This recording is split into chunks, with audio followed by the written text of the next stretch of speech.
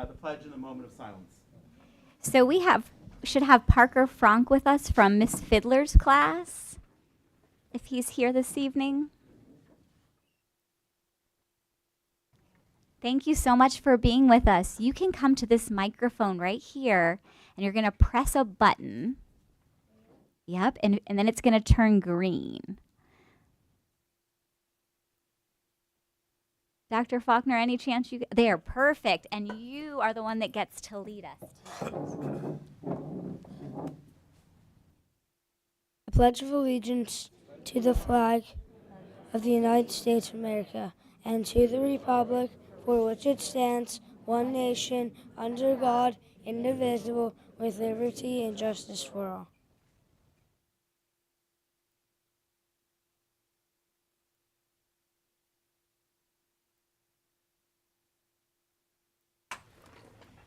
Thank you, Parker. You did an outstanding job.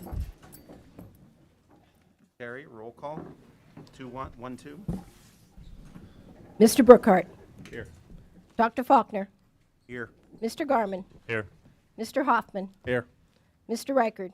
Here. Mr. Umbriak. Here. Mr. Vognetz. Here. Dr. Green. Here. 3 minutes, January 3rd, 2024, board meeting. The board will take action to approve the meeting minutes from January 3rd, 2024, board meetings as presented. Motion. Second.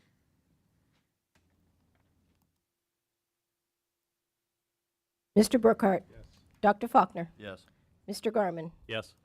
Mr. Hoffman. Yes. Mr. Reichard. Yes. Mr. Umbriak. Yes. Mr. Vognetz. Yes. Dr. Green. Yes. 1-4, February 7th, 2024, board meeting. The board will take action to approve the minutes from the February 7th, 2024, board meeting as presented. Motion. Second.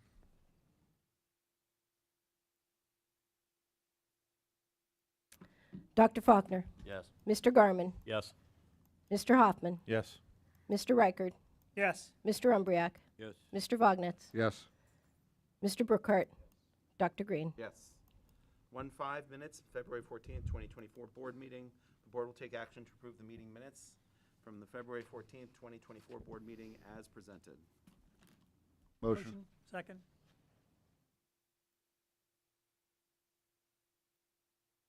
Mr. Garman. Yes. Mr. Hoffman. Yes. Mr. Reichard. Yes. Mr. Umbriak. Yes. Mr. Vognetz. Yes. Mr. Brookhart. Yes. Dr. Faulkner. Yes. Dr. Green. Yes. 2-1, board recognition. So we're excited to welcome our drama clubs here this evening. I'd like to first introduce Miss Samados. She is the advisor for the Danville Middle School Drama Club. Miss Samados, if you'd like to come up front, we can get you a microphone, and we'd love to have you introduce your students and tell us a little bit about what they'll be performing. Perfect. Do whatever your plan is.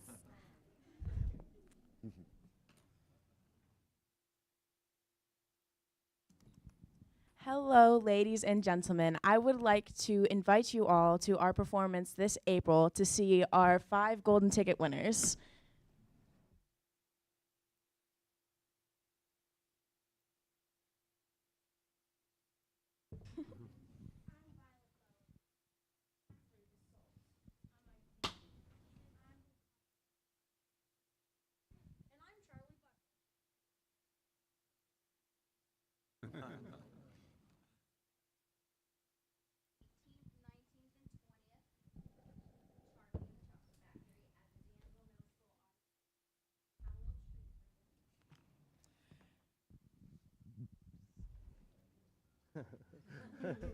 Does one of them have a golden ticket in it? Maybe. Well, thank you so much to Ms. Samados, and I know Mr. Lombardo at the middle school supports the work of the drama club. Congratulations to all of our talented students, and we look forward to your presentation and your performance in April. So thank you. And thank you for the treat. Thank you. Thank you. At least you're not making us sing the Oompa Loompa song. Yes. Yeah, they will. Hold on. Where are my Oompa Loompas? I like it. I didn't want to Yeah. sing it. You guys are welcome. You guys. And just this past week, our high school drama club performed the musical Anastasia. It was an absolutely beautiful performance. So I'd like to turn it over to Mr. Johnson, who is our high school advisor, and certainly like to thank any of our high school drama performers that are with us this evening. Hi, everyone. My name is Alvin Johnson. Thank you so much. This has been a pleasure being the Drama Club advisor for the last 2 years, the director here at Danville. I cannot say enough good words about our students. You have some of the most talented kids in the area here at Danville, which makes my job so much easier. So thank you so much for sharing their time and their talents. Anastasia is by no means an easy musical to perform, but they handled it with grace, and they just killed it. They crushed it. So with me tonight, I have very small numbers. I have John Marks and Grace Everett. Guys, stand up real quick so they can see who you are.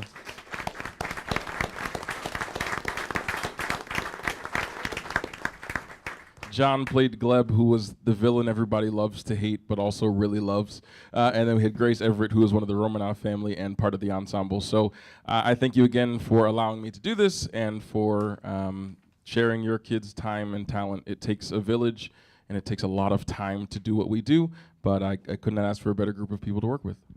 Thank you so much, Mr. Johnson. The musical was fantastic and just a great way to showcase the talent here at Danville. So it was a spectacular performance. We appreciate your time so much. Sure. We also have two student representatives that are with us this evening that are student government leaders here at Danville High School.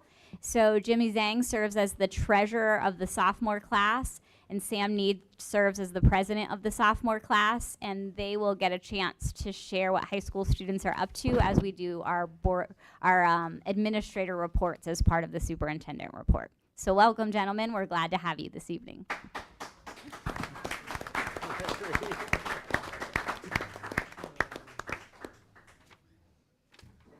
Two reports. First, Finance and Budget Committee. Yes, we had a meeting on February 18th.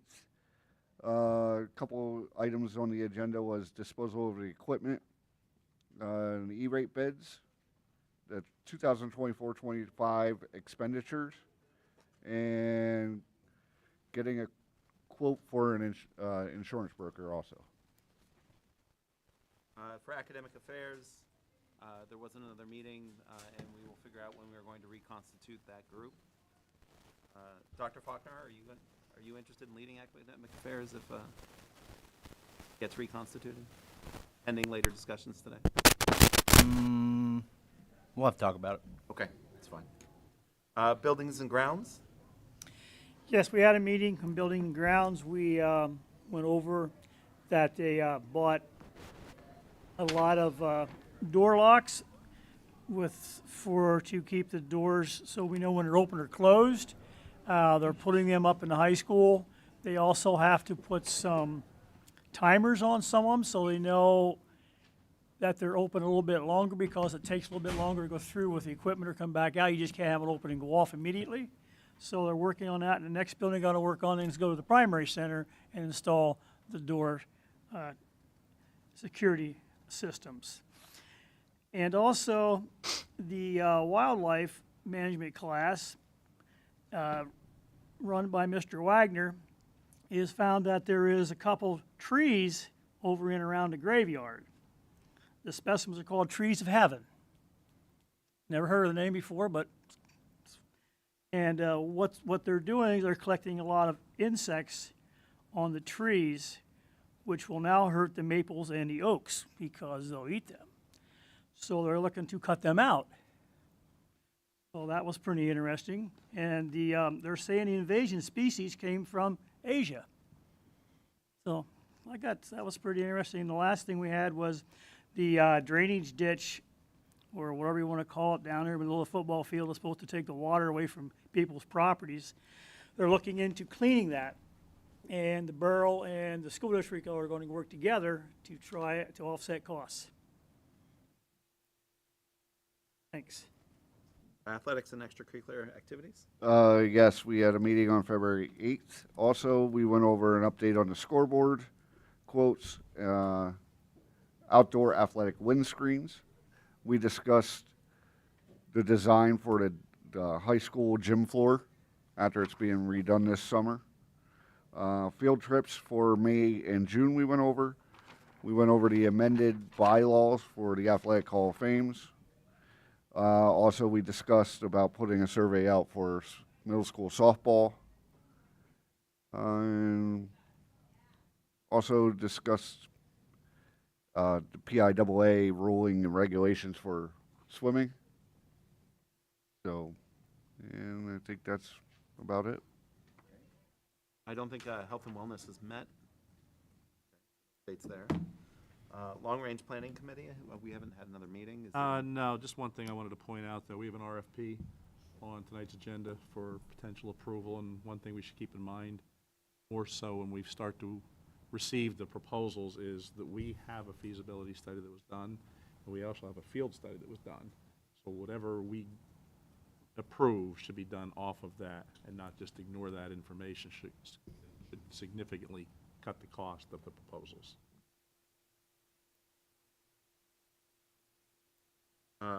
CMAVTS. Yeah, we, like I stated last time, this meeting, they were still talking about the special education problems that they're having up there. And they did express that they're having a lot of success in communicating with sending districts and home districts on trying to resolve the problem. They're still coming up with a plan and ideas and trying to work through everything, just because of their facilities and the personnel that they have to take care of the stuff. Other than that, they finally got their doors, or their locks for their doors to put in for the new construction that have been in since I started up there, or in the board meeting room stacked up on top of each other. So they're trying to button all the stuff up with the construction as far as that goes. Other than that, they talked about their field house, which is a wrestling practice room.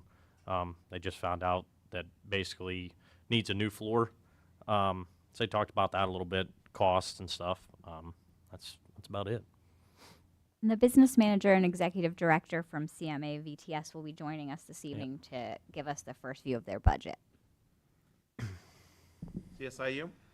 Yeah, they have CSIU has published basically like a year in review. I can send a link to all the board members of what that is. It's really brief, but it highlights some of the cool stuff that they're doing. And of course, all of their programming is a benefit to the district. They interestingly published a artificial intelligence toolbox. They created a committee around AI to look at pros and cons, essentially, how it could enhance education, but also what are the risks of AI from a cyber perspective, from a legal, ethical perspective. I think that toolbox is something that is going to be useful for all of the districts, as it's coming, right? There's no stopping it in the same way that the internet came. So we've got to figure out how to wrap our heads around that as a district. And so I think that toolbox could be a helpful first step. They have completed their strategic plan as well from 2024 to 2027. That was posted for public review and comment. That ended at the end of last month. And they'll be incorporating the comments and feedback and posting that for other districts to review. And along the lines of AI, I would just like to certainly just shout out Mr. Ryan, who is kind of constantly abreast of that information and keeping me informed on things we should be doing. And shout out to Mr. Varhalik and Mr. Breon, who just attended a technology conference for us. And actually, they just got back, and I'm meeting with them tomorrow morning. We want to be thinking about what responsible usage looks like. We have to be thoughtful, I think, in the district about ensuring that we have student work and assignments that show true student understanding, where someone couldn't rely on AI, but we also want to be responsibly teaching young people in the district, because it is a tool that's here to stay. Yeah. How does that actually help you perform your job better? What are uses for AI in your daily life? How will that impact future careers that you have and the direction you take? So we need to be responsibly thinking about that. The tool kit that they have is excellent, and we've already started using it. EITC? Nothing yet. Head Start?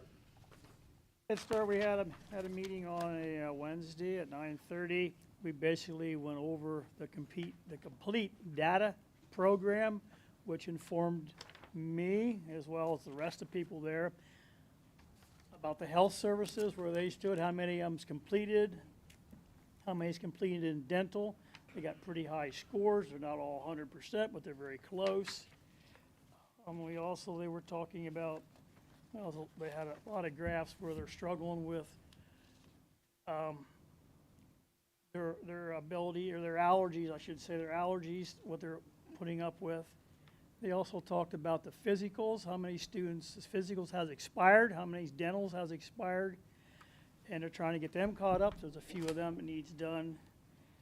How much people, if nutrition had breakfast, and how many people had lunch. It was all data. It was a good, interesting couple hours. Yes, Trust? Nothing to report. Okay. 2-3, school board vacancy. There's been a school board vacancy created as of February 7th, 2024, due to the resignation of June Heater. The position was advertised as an opening on the board, and the deadline to submit the vacancy application form was February 27th, 2024. At this time, we have 6 Danville citizens who have applied to serve on the board. I will now outline the process that we'll use to select our next board member. It is slightly different from the prior process that we used. We will interview in order alphabetically by last name. Only the candidate currently interviewing will be in the room. I will tell them they have 3 minutes to answer the following question. We have 1 current vacant position on the school board. Please tell us why you are the best candidate for the appointed position. The floor will be opened after for the board to ask follow-up questions. I have requested that the board keep the questions to the application itself or other pertinent topics. The candidate will be given 3 minutes to answer the follow-up questions. After all candidates have interviewed, we will use a round-robin voting process to find the final candidate. There will be 3 voting rounds. Round 1, we will take the top 4 vote-getting candidates. Round 2, we will take the top 2 candidates. And round 3 will be used to select the final candidate. I will open up the floor between votes for the board to discuss a candidate if needed.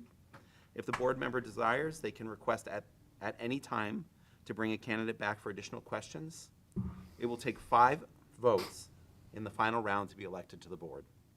If it becomes clear that the board is unable to agree on 1 or more candidates, as determined by myself, I will open up the floor for discussion by the board, and we will walk through and discuss each candidate in alphabetical order on the record and in an open fashion. I will ask each individual board member for their thoughts on each candidate for the public record. We will then vote. If we are unable to fill the slot at that time through this process, the board will then hold a vote to 1, repeat the process again, starting with the open discussion of the candidates, or 2, terminate the process and allow the judiciary system to determine the board member, thus removing the process from the board's hands. We will continue the process until 1 member is appointed or the board votes to allow the judiciary to appoint the board member. Does anyone have any questions about the process? Okay. 3-1, interview of the candidates. We will now interview the 6 Danville residents who applied for the open school board position in alphabetical order. Robert Andrews will be our first candidate.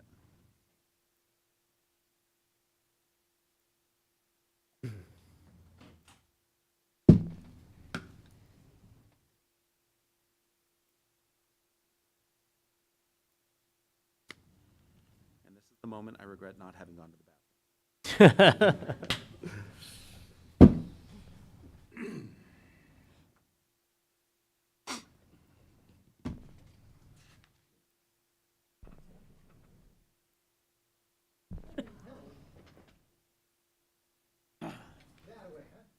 But and you can press the button on the microphone to turn it green so we can hear you. There's a button on that microphone, and it will turn the light green, and then we can hear you. Yep. Push and release. You got it. Oh, Oh, now you cut it off. Okay. Now you got it. You know, I don't even keep a cell phone. Welcome. So you have 3 minutes to answer the following question. We have 1 current vacant position on the school board. Please tell us why you are the best candidate for this to be appointed. No, I don't think I am. I've always thought it's time for younger people. But when someone whose judgment I greatly value urges me to toss my hat into the ring, I have to listen. And so that's the basic reason. I have some experience. There's some good candidates back there. I got no problem with that. It's time for new blood. But if you need experience and someone who has a perspective that goes back a few years, just a few, I can give that. Otherwise, I'll still participate. I have a strong belief that if you're on Social Security, the government is paying your dime to contribute to the community, which is what I've been doing. I'm still waiting to retire from retirement because I'm trying to fix Christianity. That's about it. It's your questions. Is that just the one question? Yeah, so I'll open it up to the board in general for follow-up questions. Does anyone have a follow-up question? No one else does, I do. What is your understanding of a board member's powers, roles, and limitations? Well, I remember Steve Schooley as when he was in president, he basically said, you know, you only got about 5% of the things that you can work with. The rest of it is role modeling. The rest of it is setting policy. Some of the long-range planning. The restrictions on the budget, you work with that and those responsibilities. The constituency to which you respond are basically the teachers and the students, sometimes the community. But you have the right of opinion and vote, and you set policy to the degree that you can set policy, which is extremely limited given other demands. Anyone else like to ask any additional questions?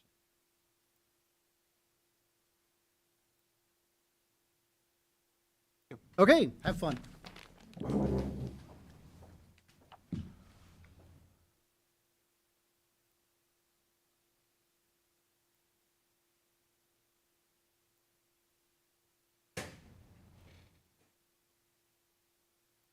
Our next applicant is David Kiefer.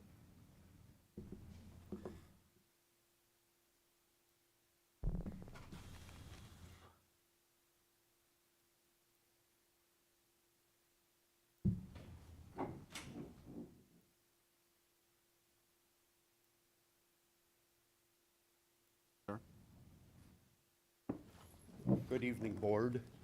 I'm David Kiefer, 1975 graduate from Danville Area School District, a proud orange and purple person. I worked 25 years for Fulton Bank, was First National Bank of Danville at the very beginning.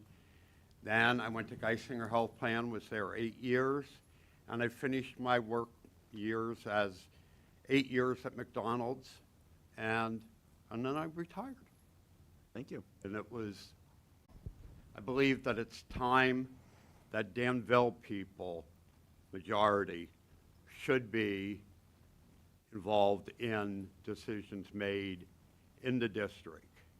And I know I'm old, but this is how I feel about a lot of things in life. You know, I think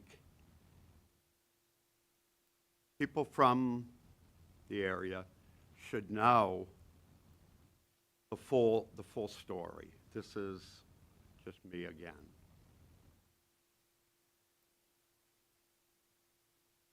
I would like to open it up to the board. Does anyone have any follow-up questions for Mr. Kiefer?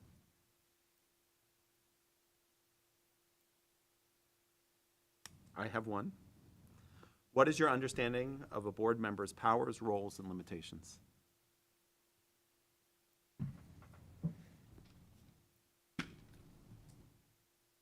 As a group, they should work together to get the best results for the entire school district, the taxpayers, and, you know, keep moving forward and doing the good things that we've done in this school district, and, you know, just keep going. I think 90% of the time, we're at a 99% rate, in my opinion. I know I had wonderful teachers back when I was there. and I'm sure that there are exceptional teachers today. All I have to say. Anyone have any other questions? Thank you, Mr. Kiefer.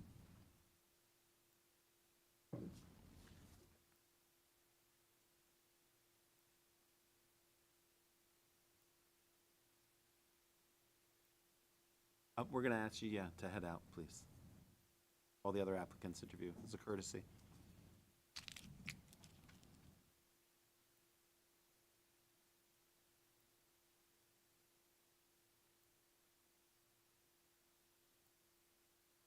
Our next applicant is Kasten Kirsch.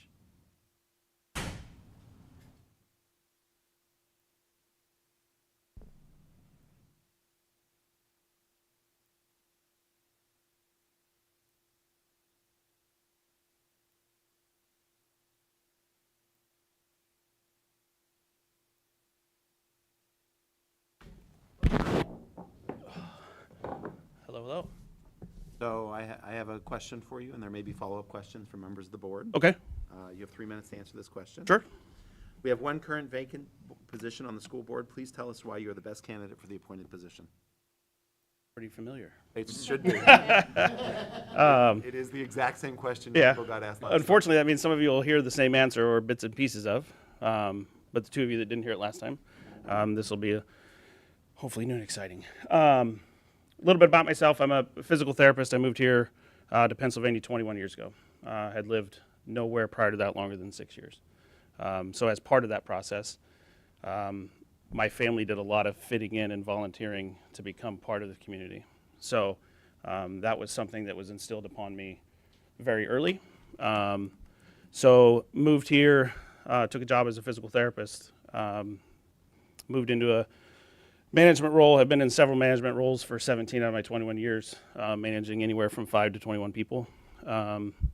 Stepped away for 3 years while we had our first child and then our second child, and decided I wanted to go back into a management position. I work with, I had a 13-year-old in the clinic this afternoon, and I had an 85-year-old that was recovering from COVID right after that. So I communicate, I think, very well across socioeconomic boundaries, age boundaries, things like that, with an ability to find a common ground with anybody that I talk with. I think I'm a good fit for the opening because I've done this before. I did it for 2 years when I was appointed when somebody didn't accept the election, if I remember correctly. I think it was Mrs. Gill, I think. Yeah, I think so. So served with, 2 years, finished that commitment, and then this whole process started again, and I figured I'd like to be willing to be back and think I can add a good asset to the team. So I think I got all my notes anyway. That's all I got. So I'd like to open it up to the board itself. Does anyone have questions for Mr. Kirsch?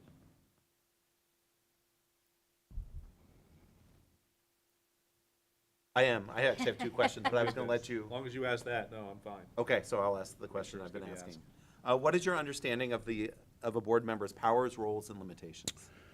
to be honest, we are, in my opinion, and the way I understand it, are here to enforce policy, which is basically they bring us a solution, whether it be a hire or this is where we would like to go. We look at it and form an educated opinion on where we think we should go. I know there's some other districts that there's some people that are kind of complaining that the superintendent shouldn't have the ability to hire before board approval. That's not where we fit as far as I'm concerned. We should be able to fill positions with the best candidate in a timely manner and allow the school board and the district to continue to move forward with really what's the most important thing, which is the education of the child. I'll be the first to tell you I'm not the expert on education. Don't pretend to be. I like to think I know how to treat the human body, shoulder problems, back problems, hip problems, all those fun things. But I'm always learning new stuff there. But my understanding is I will take or how we did it before, take what was brought to us, make an educated comment, decision, move forward, knowing full well that the people that are in the room representing the district and paid to be here are doing their job with checks and balances and making sure everything's above board and all those things, from hiring to budget to everything that goes into that. I do have sort of a follow-up question. Sure. In the prior board that you served on, Mhm. there is some significant diversity of opinion surrounding the actions of that board. Sure. And how it was received both by the public and by even some sitting board members. Okay. I wanted to give you actually a moment to sort of speak about that. Either your perspective on the things that happened then, or how you serving on this board this time will be different. And I think that ties into a little bit of the perception of previous boards not necessarily fully following and understanding what the actual powers of board members are versus powers of administration in the district itself. Do you have a broad example? I don't have anything I don't personally have any dog in this fight or have anything personally related to it. Does anybody else have an example? But I've heard, at least amongst the public, that there was significant controversy surrounding the board that you sat on. And so I just wanted to give you the opportunity to speak to that. So I sat on a board with 9 individuals, which I enjoyed. I enjoyed it because there were 9 individuals. We had difference of opinion. We talked about things. Did we always agree? No. That's okay. I got voted out, not out, but outvoted several times. That's fine. I don't have feelings hurt. I don't have an agenda. I will always vote with what I feel is best for the children, with what I feel is best for the district, not necessarily what is best for my kids. I used that example the last time when we had COVID. My kids would have done better in school. If that was the case, I would have voted to stay in school. Based on what we knew at the time, I voted to stay home. So I guess it was a weird time for everybody. The world was in chaos. I didn't ever feel that sitting on the board was chaotic. I always felt like we had good, clear conversations. We understood where people were. We understood when people didn't agree. It was never disrespectful. I don't ever have that problem. There's one person sitting here that can attest to the meetings. He was in them. Maybe he felt differently. I'm not saying I'm right and he's wrong. I just looked at it as I committed to being here 2 years. I did the best I could with the knowledge I had at hand, whether it be COVID, curriculum, distance learning, how we split the district, how we do this, how we do that. To be honest with you, a lot of our stuff that we did kind of didn't really get to the front. We couldn't get to in front of anything because it was ever changing with COVID. So we were always, I remember our first meeting, when we were having a virtual meeting, like after the first day of school, because there was a COVID outbreak, or there was a positive COVID test on that Friday, and it was Memorial Day weekend, and we had a meeting Sunday night, an executive meeting, like, what are we going to do? So I guess I could see how that could be perceived as being different or misunderstood or whatever, but I'll be honest, we were all going through stuff that we didn't know. We had parents at home, or parents at work while kids are home, parents losing their job, can't go to church, told not to do this, told not to do that. Kids that need to be in school because that's how they get fed, they're at home. It was a hard time. And if the public has perceived that as being controversial or whatever, I guess I didn't see it while I was there. I didn't see people overreaching their bounds. I didn't see people telling Dr. Boyle what to do or how to do it, or meddling with Bobby Ely with the finance committee and telling her to do this or do that. I didn't see it. I didn't live it. And I'll be honest, I stay out of people's business. I don't, I literally just found out not too long ago that 2 people I knew kind of distantly are no longer together. Like literally 25 minutes ago. I'm like, oh, they're not together anymore? So I have enough to do to keep my family, together and going in 2 places. So I don't get into he said, she said, this is what happened. I know what I did. I know how I voted. And unequivocally, I voted with the sole focus of what I thought was the most important part, which was kids. I appreciate it. I know that's a difficult question to answer. Yeah, no, and hopefully I And gave, appreciate you trying to answer that. you know, at least somewhat of an answer for whoever Thank had you. some questions. Okay, thank you.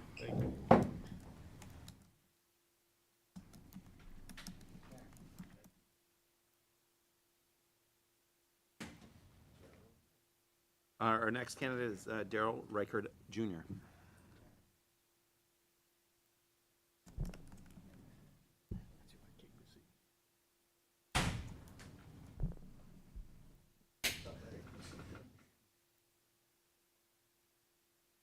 Let's try this again. You'll be asked a similar question as the last time. The major difference is that it'll be open to the board to ask questions afterwards. Okay. So you may get questions from individual board members. Okay. So you have 3 minutes to answer the following question. We have one current vacant position on the school board. Please tell us why you're the best candidate for this appointed position. Okay. First of all, I'd like to say good evening, and I'd first like to thank the board for your time and dedication to making our district the best it can possibly be for our students. My name is Daryl Reichard Jr. I'm a 1998 graduate of Danville Area School District, and I'm currently have a son attending Danville Middle School. I'm actively involved in the district as a school bus driver. Aside from being involved in the district, I'm also active in the community as a president of the Danville T-Railers football and cheerleading program, member of the Heartland Youth Football Board, and a member of the Montour County Republican Committee. I feel that I would be the best candidate for the open board position because of not only my community involvement, but also my years of district involvement, not only in the transportation sector, but also in my son's education. Through my community involvement, I have made contact with and believe I have left a positive impression with members of the community. Through my district involvement, I believe I have made the same type of connections with teachers and members of administration. I'm an independent thinker, and although I have close relationships with current board members, one of us sharing the same name, I want to reassure all of you sitting here tonight that my decisions will be made based off my interpretation of the information presented to me and not based on an influencing opinion. I'm here to be a team player and represent the taxpayers and the students of this district and their best interests. As far as my involvement with transportation, I would not in any way, if appointed, use my board position for any type of personal gain regarding transportation. I'm aware of my capabilities and would in no way, shape, or form put the district in a compromising position for personal gain. However, if appointed, I will continue to maintain my working relationship with the contractors in the district for the benefit of the entire district. In closing, I would once again like to thank the board for its time, allowing me to interview for this position. I'll be glad to answer any questions at this time to the best of my ability. I will now open it up to the floor. Does anyone have any questions they would? I was actually going to ask how you're going to handle being a contractor or a party to a contract with the district. And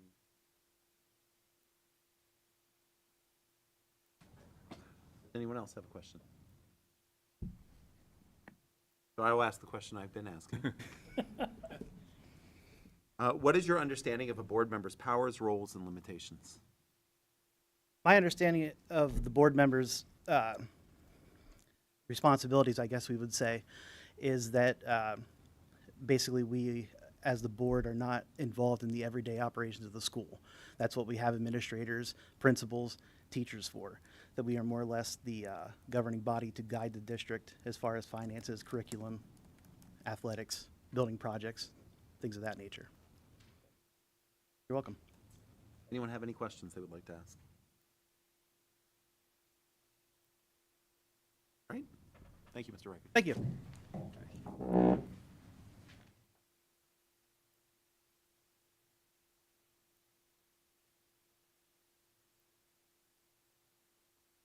Our next candidate is Sarah Rule.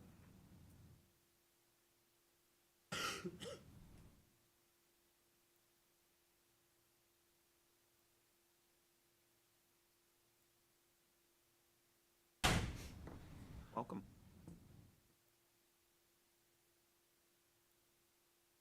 So you're going to have 3 minutes to answer a question that I'm about to ask you, and then I'm going to open it up to the board to ask you any additional questions they might have.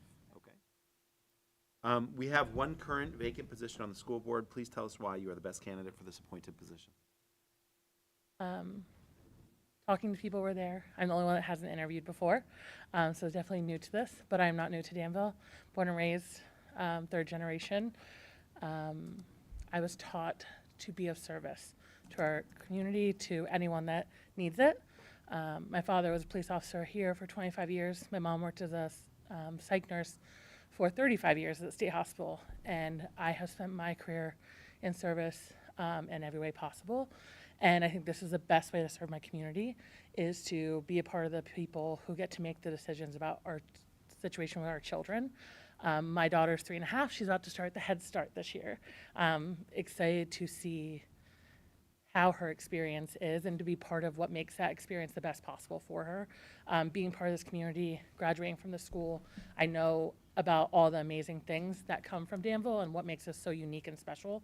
And I'd love to be a part of continuing that legacy and adding to that awesomeness.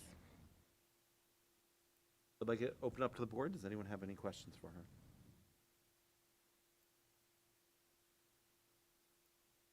I will ask the question I've been asking. What is your understanding of a board member's powers, roles, and limitations?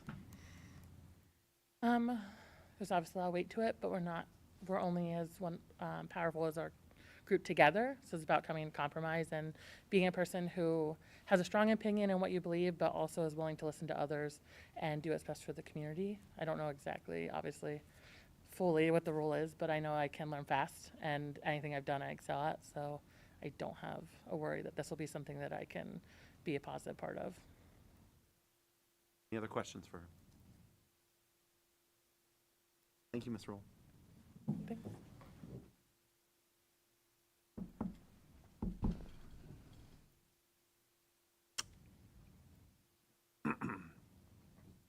Our next candidate is Kelly Smith-Wells.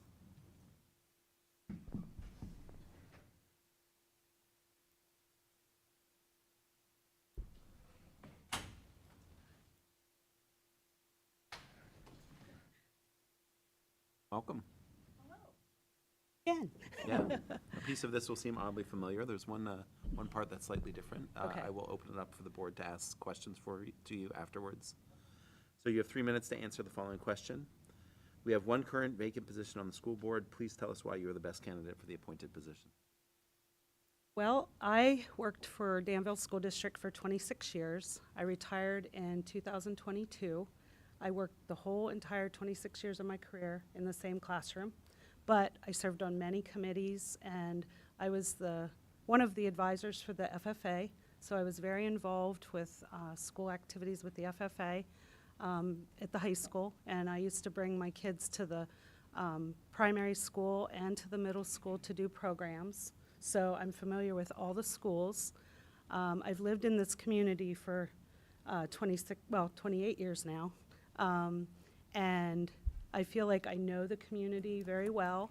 When I was an ag teacher, we had an agricultural advisory board, which I don't know if they've been to meet with this board yet or not. But they serve to advise, just as the name implies, the agricultural program at Danville. And there were a lot of community agriculturally related business leaders on that committee, and so I got to meet with them and on a regular basis and get to know them and their families.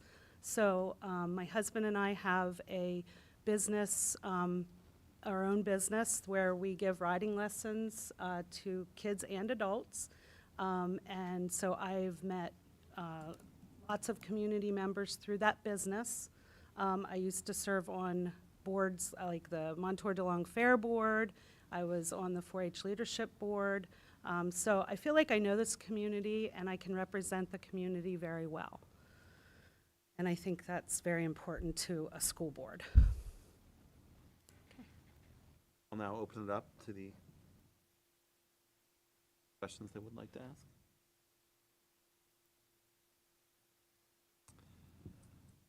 What is your understanding of a board member's powers, roles, and limitations? It's a board. It's a facilitative board where the role is to facilitate programming at the schools. We are not in charge of monitoring teachers, or we go through the administration and the superintendent. and we're supposed to review what the community needs are and run the schools how the community wants it to be run. Open it up again. Any other further questions? Thank you. Thank you.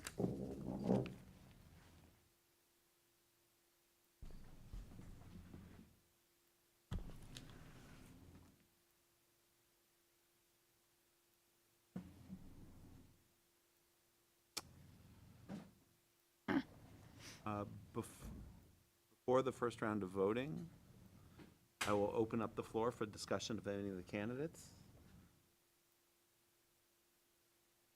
Would anyone like to say anything about any of the candidates before we do the first round of voting?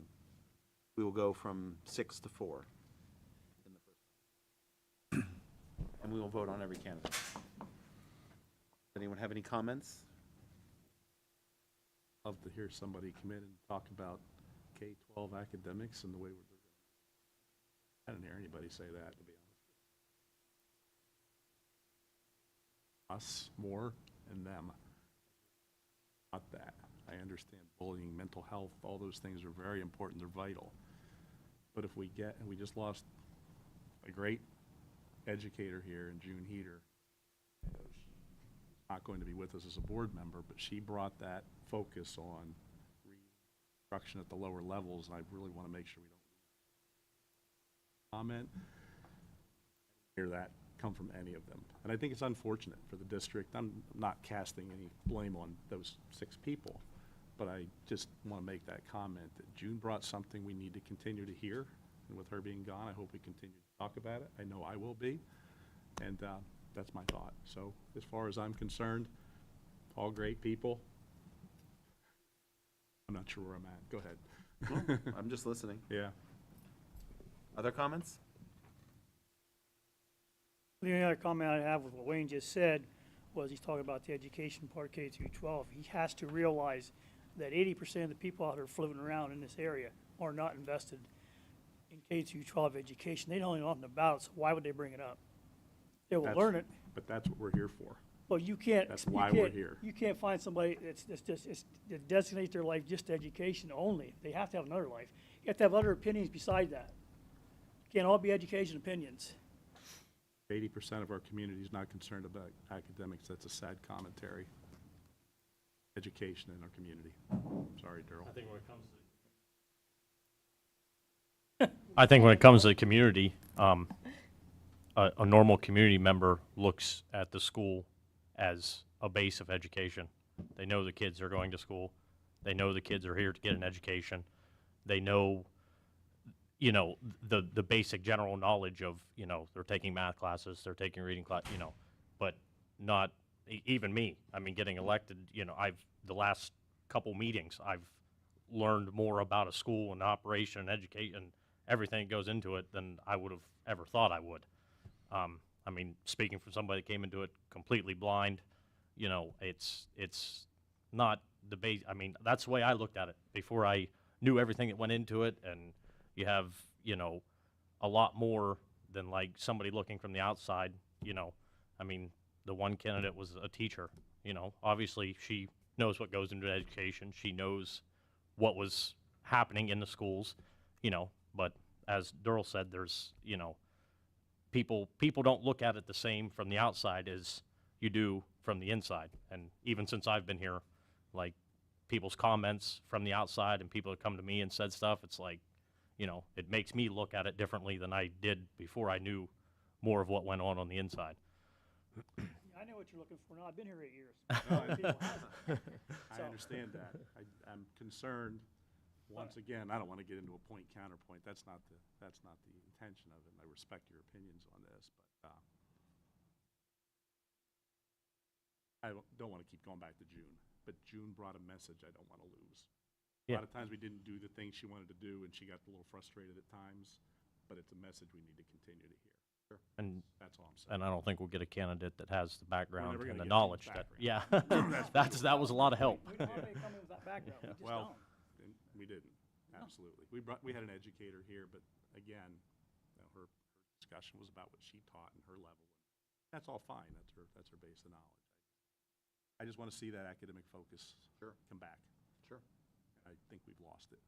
It's what the district's been known for in the That's past. my so. feeling, yeah. And I think we lost it a few years ago, and we've been trying to rebuild it, and I want to continue that momentum going. So, okay. Well, I mean, my significant concern and has been board members understanding what their actual role is. I mean, that's why a lot of the problems that have occurred in previous boards is board members not understanding how circumscribed their powers and roles are, what they're supposed to actively be doing. Not supposed to be personally agenda driven. They're supposed to represent the public and support the administration in accomplishing the goals laid out by policy. So it was sort of interesting because a few had some insight into the limitations of what a board does. My biggest concern with bringing people in is what the greater good is, students and the taxpayer and the teachers. I want to make sure we had some exposure to those questions, so I hope you reflect on those. I mean, I was happy you asked that question, and I think that goes back to basically the same basis as the education.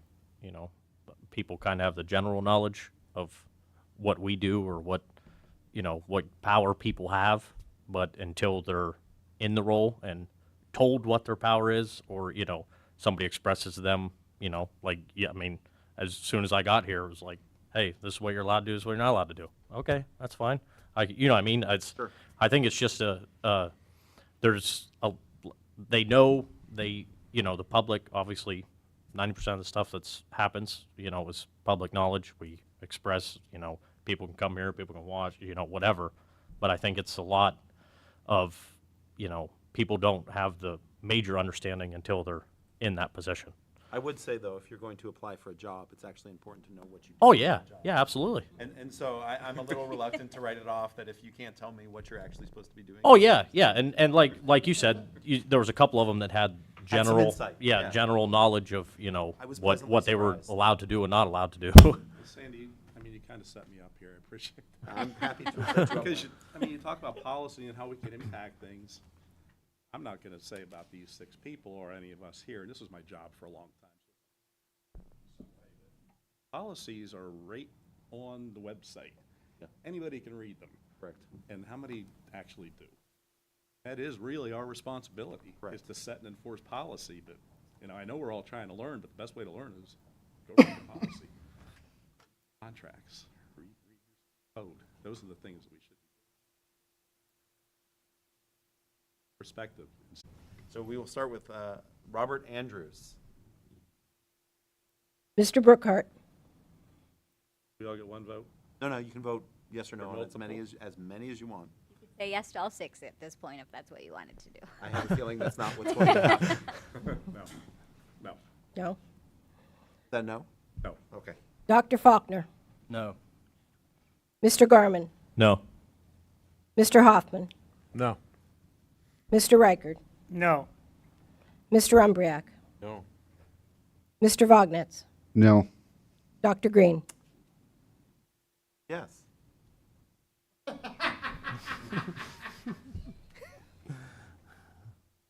Oh, boy.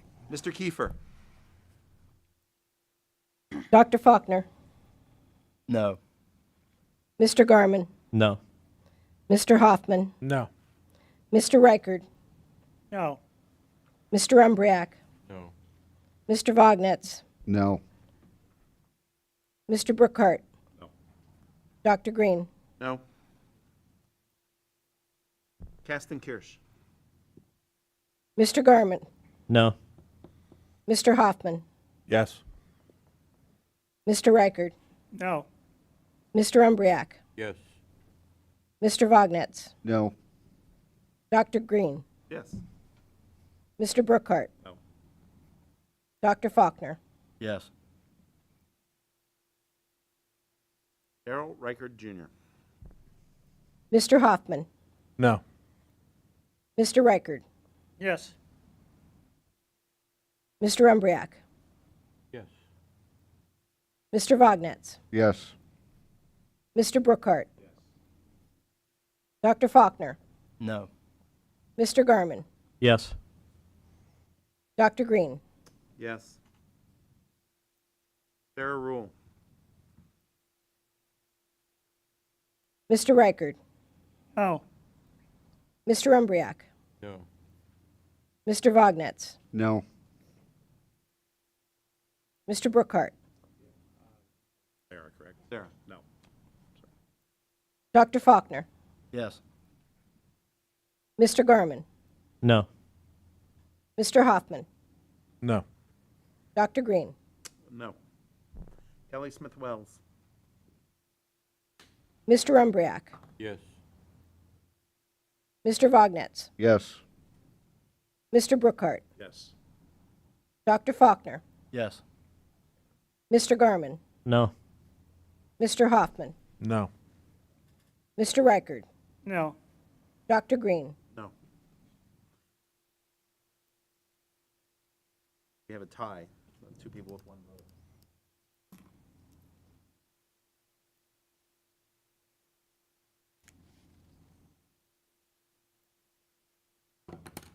Four is what I set out. 4 we were moving forward.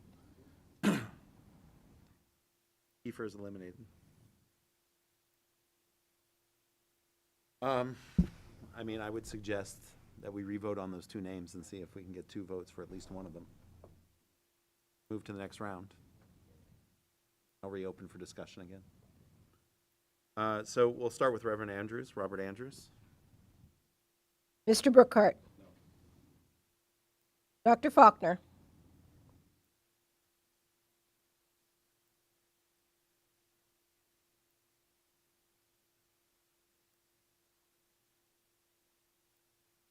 Yes. Mr. Garman. No. Mr. Hoffman. No. Mr. Reichard. No. Mr. Umbriak. No. Mr. Vognetz. No. Dr. Green. Yes. And then Sarah Rule. Dr. Faulkner. Yes. Mr. Garman. Yes. Mr. Hoffman. No. Mr. Reichard. No. Mr. Umbriak. No. Mr. Vognetz. Yes. Mr. Brookhart. Dr. Green. No. All right. Robert Andrews is eliminated. I'm going to open up the floor for discussion. The candidates that remain are Caston Kirsch, Daryl Reichard Jr., Sarah Rule, and Kelly Smith Wells.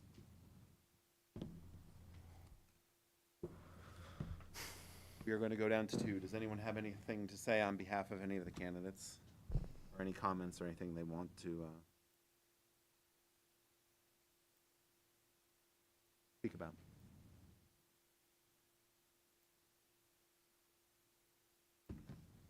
We're an awfully silent group tonight. This is unusual. No? Well, I think there's something to be said about an educator that has experience in the school district. And it's, you know, this is an all-male, pretty much all-male group, and it's nice to have the perspective of a woman, too. And the fact that she has that experience, I think, is a good thing. And she seems sincere, and she's retired, so she has time. She has more time than perhaps someone who's working and has a family. Other comments? I mean, I have significant concern. I didn't hear the things I would have expected to hear from her, considering she's with a focus on academics in the way that I would have wanted. I would be worried that there is significant conflicts surrounding extensive changes that were made in the agricultural program surrounding her department.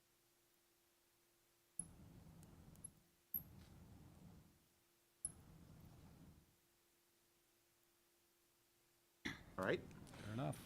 We're going to end up with 2 unless anyone else has anything else to say. Nope. Okay. Caston Kirsch. Mr. Brookhart. Dr. Faulkner. Yes. Mr. Garman. Yes. Mr. Hoffman. Yes. Mr. Reichard. No. Mr. Umbriak. Yes. Mr. Vognetz. No. Dr. Green. Yes. Darrell Reichert Jr. Dr. Faulkner. No. Mr. Garman. Yes. Mr. Hoffman. No. Mr. Reichard. Yes. Mr. Umbriak. No. Mr. Vognetz. Yes. Mr. Brookhart. Dr. Green. Yes. Sarah Rule. Mr. Garman. No. Mr. Hoffman. No. Mr. Reichard. No. Mr. Umbriak. No. Mr. Vognetz. No. Mr. Brookhart. Dr. Faulkner. No. Dr. Green. No. Kelly Smith Wells. Mr. Hoffman. No. Mr. Reichard. No. Mr. Umbriak. Yes. Mr. Vognetz. Yes. Mr. Brookhart. No. Dr. Faulkner. Yes. Mr. Garman. No. Dr. Green. No. That leaves two candidates, Kasten Kirsch and Darrell Reichert Jr. I will open up the floor again for discussion. Does anyone have anything they would like to say or comment? At this point, it's either or. Those are the only two that are left.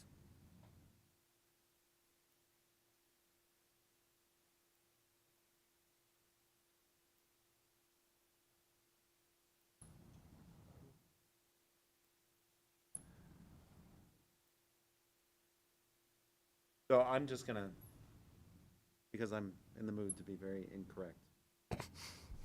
I've been very frontally disinhibited recently. So Kasten, he has prior board experience. I think he has genuine interest in the things that, in the district.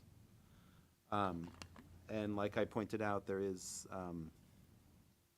not from my perspective, but I know from the public's perspective, and I know even though few members won't be vocal about it, there was significant unhappiness with the way that some members of the previous board behaved. So that would be the downside from my perspective. You could also make the argument that he had the opportunity to be re-elected and the public did not re-elect him. So I will put that out there. And then I'm just trying to objectively examine these two applicants. And Mr. Reichard, he is heavily involved in the community. Whether it be the T-railers, the other things that he's involved in. He is one of our active bus drivers, which means he's involved from that perspective as well. He clearly is very interested in serving. He's tried several times to be part of various parts of the political apparatus to serve. So it's something that is clearly important to him. To be frank, the downside is he is related, and that is a concern for some people. And also that he has some financial stake. So I think that's, from my perspective, when I think about these two applicants, those are the pros and those are the cons. Worked with either one of them. I think they're qualified. You know, I agree. was vocal about the things I'd like to see. Heard that they're both qualified. Darrell Jr. has run for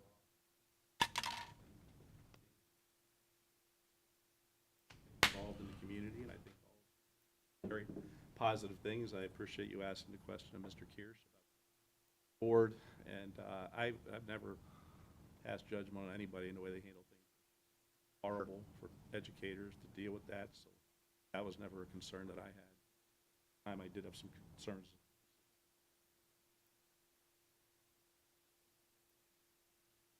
I don't know that that was him or who it was. I wasn't at the meeting. Things that were done then and things that we've been trying to fix. Tear things down, it's awfully difficult. Fabulous. The kids are fantastic and they've done service during time. And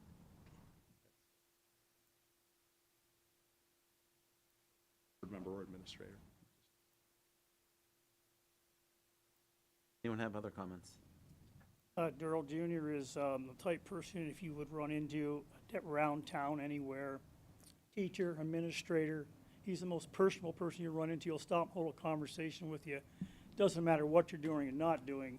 He's very reachable. Anybody's got something you want to complain about or talk about or discuss about, he'll stop and listen. He just don't say, I'll see you later. I got other things better to do. He won't do that. He's not that type person. I respect him a lot for how he handles himself with public in general. Sure. Other comments?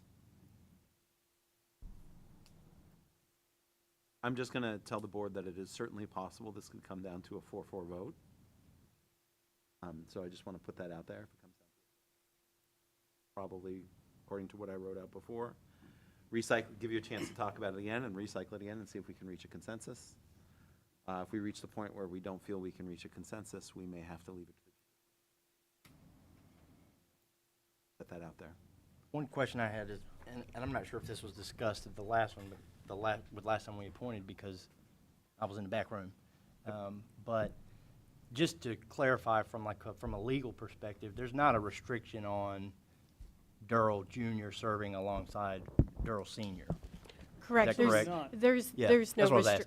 correct. There's no restrictions to be a school board member. You just have to be. We had a husband and wife team on here before. Yeah. Don't start with that. I just was something to ask, right? Just to make sure that or wouldn't be sort of in a Southern weird. Columbia had a husband Yeah. and wife, I believe, Okay. too. Correct. The only restrictions, as the same with any school board members, is if there is a conflict of interest to not participate in the discussion as well as a vote. That's why Daryl, with respect to the transportation portions, doesn't approve the payment of those bills. It would be the same for any other school board where there would be a pecuniary benefit that they would have to abstain from that discussion. He wouldn't have to abstain because he has no benefit. If I don't pay him, it's too bad.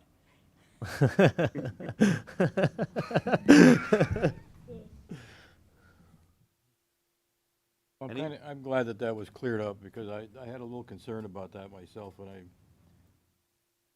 I just wonder, you just wonder that if the father and son are on the board, if that would be a conflict of interest.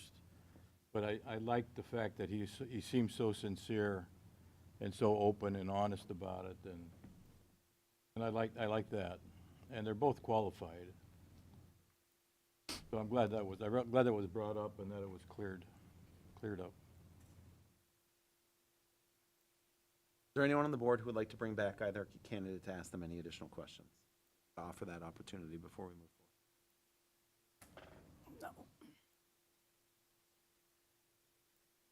forward. I'll clarify like I did last time Junior ran. I'm obviously involved with both of them on a daily basis, and there's more disagreement than there is agreement. That's a promise.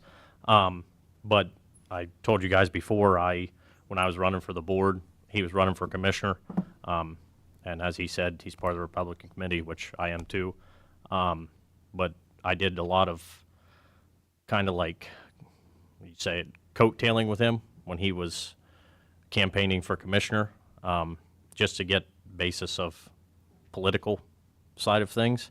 And he could never meet somebody in his life, and I've went to rallies and stuff with him, and somebody walks up to him and it's a half an hour conversation, and he's never met the person in his life, and it's an educated conversation. Like I'm kind of a more shy, laid back kind of person, so I kind of just a lot of times stood there and listened. But as Senior said, there's if somebody reaches out to him, he's there, no matter what the basis is, what the problem is, what the question is. He has some kind of input towards it, whether right, wrong, agreeable, whatever. He's educated, and he's here for the betterment of the whole situation, kids, administration, everything. Like, he's run for office for commissioner twice. Obviously didn't make it either time, and for somebody to go out there and do the stuff he did for that the second time after losing one time, obviously he's here. Yeah, obviously he's here for the third time. He wants to do it. That's the bottom line. So That's all I had to say. I like to see people come back like that as well. Yeah, 'cause I can never do it. Personally, Yeah. I mean, me as a person, I was intimidated. That's all I had to say. We'll see you later. So that's, yeah. I appreciate with both of them that they were told no Yeah. before and they still came back. And Yep, I think yep. there's a lot for both of them. Okay. Any other comment? Well, I think that the desire to be on the board is very important. You may not be qualified. I don't think I'm qualified, to be honest with you. But I wanted to be on the board because I felt I could maybe do something positive. And the fact that he has tried several times, that's important. And like I said before, I like his sincerity and openness and what was said about him. Just to clarify for the record, both of them have come back multiple times. Yeah. So Mr. Kirsch and Mr. Yeah, Rickard. I think you can say the same sentiment about Caston in many aspects. You know, here for the right reasons. You know, you talk to a large majority of the student body, they're familiar with who he is. He's around a lot of sporting events. He's got kids that are active. We can sit here and talk up on both of these candidates. I don't disagree with what I'm hearing about Daryl. You know, I think they both interviewed well. I think they're both good candidates. I think it's a difficult decision. I don't think I've ever had to vote on two people that were more alike in general and community-wise and stuff like that. That's what makes it tough. Why you get paid the big bucks. Yeah. When's that start? Can we vote? Any other further Here we comment? go. Yeah, all right. Gaston Kirsch.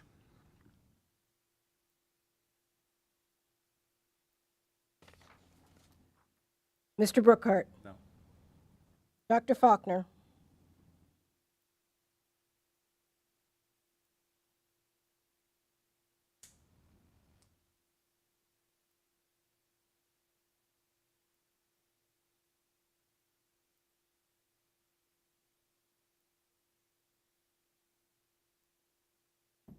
No. Mr. Garman. No. Mr. Hoffman. Yes. Mr. Reichard. No. Mr. Umbriak. No. Mr. Vognetz. No. Dr. Green. Yep. Daryl Rickard Jr. Dr. Faulkner. Yes. Mr. Garman. Yes. Mr. Hoffman. No. Mr. Reichard. Yes. Mr. Umbriak. Yes. Mr. Vognetz. Yes. Mr. Brookhart. Yes. Dr. Green. Yes. All right, so it looks like Daryl Rickard Jr. is our new board member.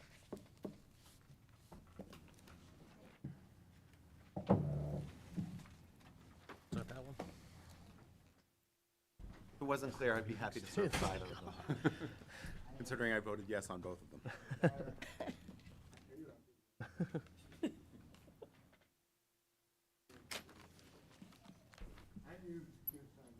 Did you, Larry? I wanted him. You should have ran, Larry. I would have voted for you. I know all you guys would. Everyone knows you in Danville. Definitely.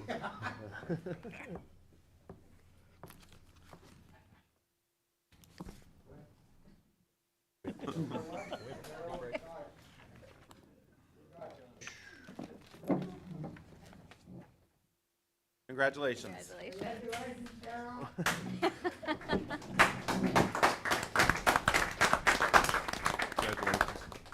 You do realize we're not going to let you sit next to your dad. We're going to have to move you. He'd like to be like in another room, probably. So, should I move on to 3-2? We do need to have that vote before this happens. 3-2, appointment of director. The board will take action to appoint Daryl Rickard Jr. as director for the Danville Area School District Board. The appointed director's term will begin March 6, 2024. The new appointee will serve until the first Monday in December following the first municipal election that's scheduled for more than 60 days after the vacancy has occurred. You actually have to call for that vote before you swear him. We'll let it slide. Would you like me to, like, Do you want ask? me to call names or? Yeah. Go ahead, Molly. All right. I don't know what order we're in here.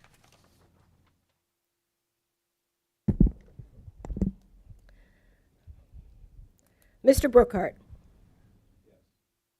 Dr. Faulkner. Yes. Mr. Garman. Yes.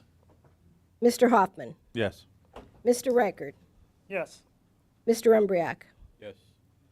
Mr. Vognetz. Yes. Dr. Green. Yes. 3-3, oath of office.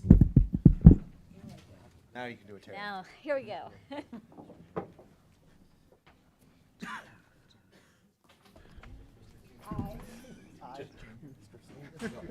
I need to pee too. Do solemnly swear. Yeah. Yeah. That I will support, obey, and defend the Constitution. That I will support, defend, Obey and defend. obey, and defend the Constitution of the United States And the Constitution of this Commonwealth. and the Constitution of this Commonwealth, And that I will discharge the duties and I will discharge the duties of my office with fidelity. of my office with fidelity. All right. He's easy to talk to. He's very knowledgeable. He learns well, really quick. I'll be able to sleep now a lot.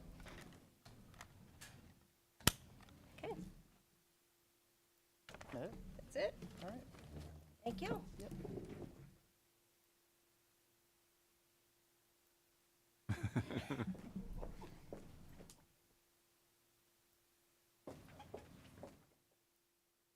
Welcome. There's going to be a slight alteration to the order in which we're doing things because we have outside guests which have a non-voting item, and we don't want to torture them any more than we have to, considering how long this has already taken. So we're going to skip to section 6, so 6.1 VOTEC budget. So we have two presenters for us. Gentlemen. And Mr. Ryan, if you could take down my slides, sorry, and put up the VOTEC slides. We're just going to allow them to go first here. Do you need me to speak? You can speak right into that microphone. We have a handheld, Mr. Haravi, I'm not sure if you have it, that they could maybe use that might be easier. Thank you. So, thank you for having us, everybody. I'm Tony Lilo. I'm the business manager at CMAVTS. Some of you, I know I've seen in the past at meetings. Some of you are new. Thank you. The microphone just helps folks Okay. at home. Yes. So, this is Mr. Funkhauser. He's our director as of October 16th, I think he started this past year. And once again, thanks for letting us come and talk to you about our budget and telling you a little bit about what we do and what our budget means. First of all, not related to the operating budget, but I wanted to thank you for your contribution to the building renovation. It's really turning out nicely. If any of you have a chance to come up and see it, please come and do that. I know some of you have already been there. It's really turned out nice. There's some more to go. It's not completely done. There are 3 shops that will receive renovations this summer, but the building is primarily done, and I believe payments are about 3/4 paid now. So your district started with a little over $4 million, and it's down under $1 million now as to what's remaining, the balance on that project. But getting to the operating budget for 2024-25, if you'd like to go to the next slide, Jeff, please. So next year's budget, what we're looking at is a budget of $10.8 million. That's an increase of 2.3% over this year. What that means dollar-wise is $179,000. And actually, the overall increase in the budget is a little bit more than that. The increase to the districts is $179,000. So I'm taking the amount that the districts were charged last year, the 6 districts, and I'm increasing that by 2.3%, which is $179,000. Now, how do we get to how that is allocated among the districts? If you show the next slide, I'll try to explain to you how we allocate that $179,000. So it's based on, and the next slide I'll show you how we do the calculation. But Danville, as you can see, in 2024-25 owes 21.258% of the total of the $7,984,000. And that equates to $1,697,000. Last year, meaning this year that we're in currently, Danville is paying us $1,696,000. So your increase from this year to next year will amount to $1,194. So you'll be essentially paying the same next year as you are this year. So why isn't it going up by exactly 2.3%, you might ask? Well, the next slide should help to explain that. So we calculate based on a 4-year rolling average of average daily memberships or enrollments. But the average daily membership, for example, if you have a student who is in school or a member of Columbia Montour Votech or your school for 90 out of the 180 days, they're a 0.5 ADM, to put it in simple terms. So the average daily membership, it's a 2-part formula of how we do that allocation of that 21, a little over 21%. Half of the formula is based on your total average daily membership compared to the other districts. So your kindergarten through 12 enrollment.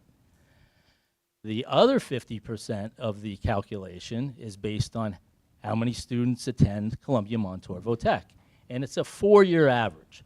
So that means in any given year, you're not going to have big peaks and valleys as far as that percentage goes, because you're going to have 1 year drop off and a new year come on.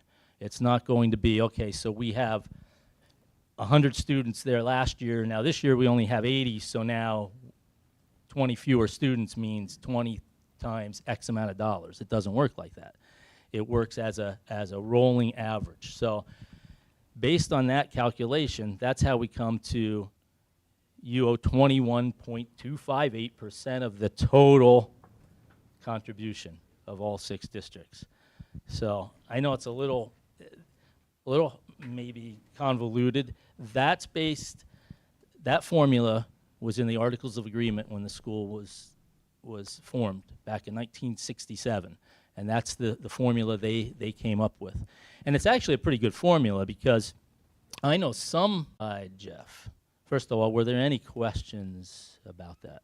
Ask one real quick Yeah, question. sure. With the departure of Benton, how has that Yes. impacted everything with the district? Well, we didn't reduce any staffing because we still had just as many applicants How about among the the how 6 about the remaining districts. allocations? Does So that the allocations, of course, Really had the way we do, yeah, it was just all. So you still have 100% of a total dollar amount. So that just got, because that allocation is just a comparison from one district to another. All right. Okay, so now you're only comparing against 5 other districts instead of 6 other districts. Yeah, now, to take that a little further, the number of students that we say as your allocation of kids that are able to come as freshmen, we still kept the same number of students enrolled in a freshman class, 178 kids. So here again, that's based on the average daily memberships from the previous year of your kindergarten through 12 enrollment. So that number went up a little bit when Benton left as well. Okay. Okay.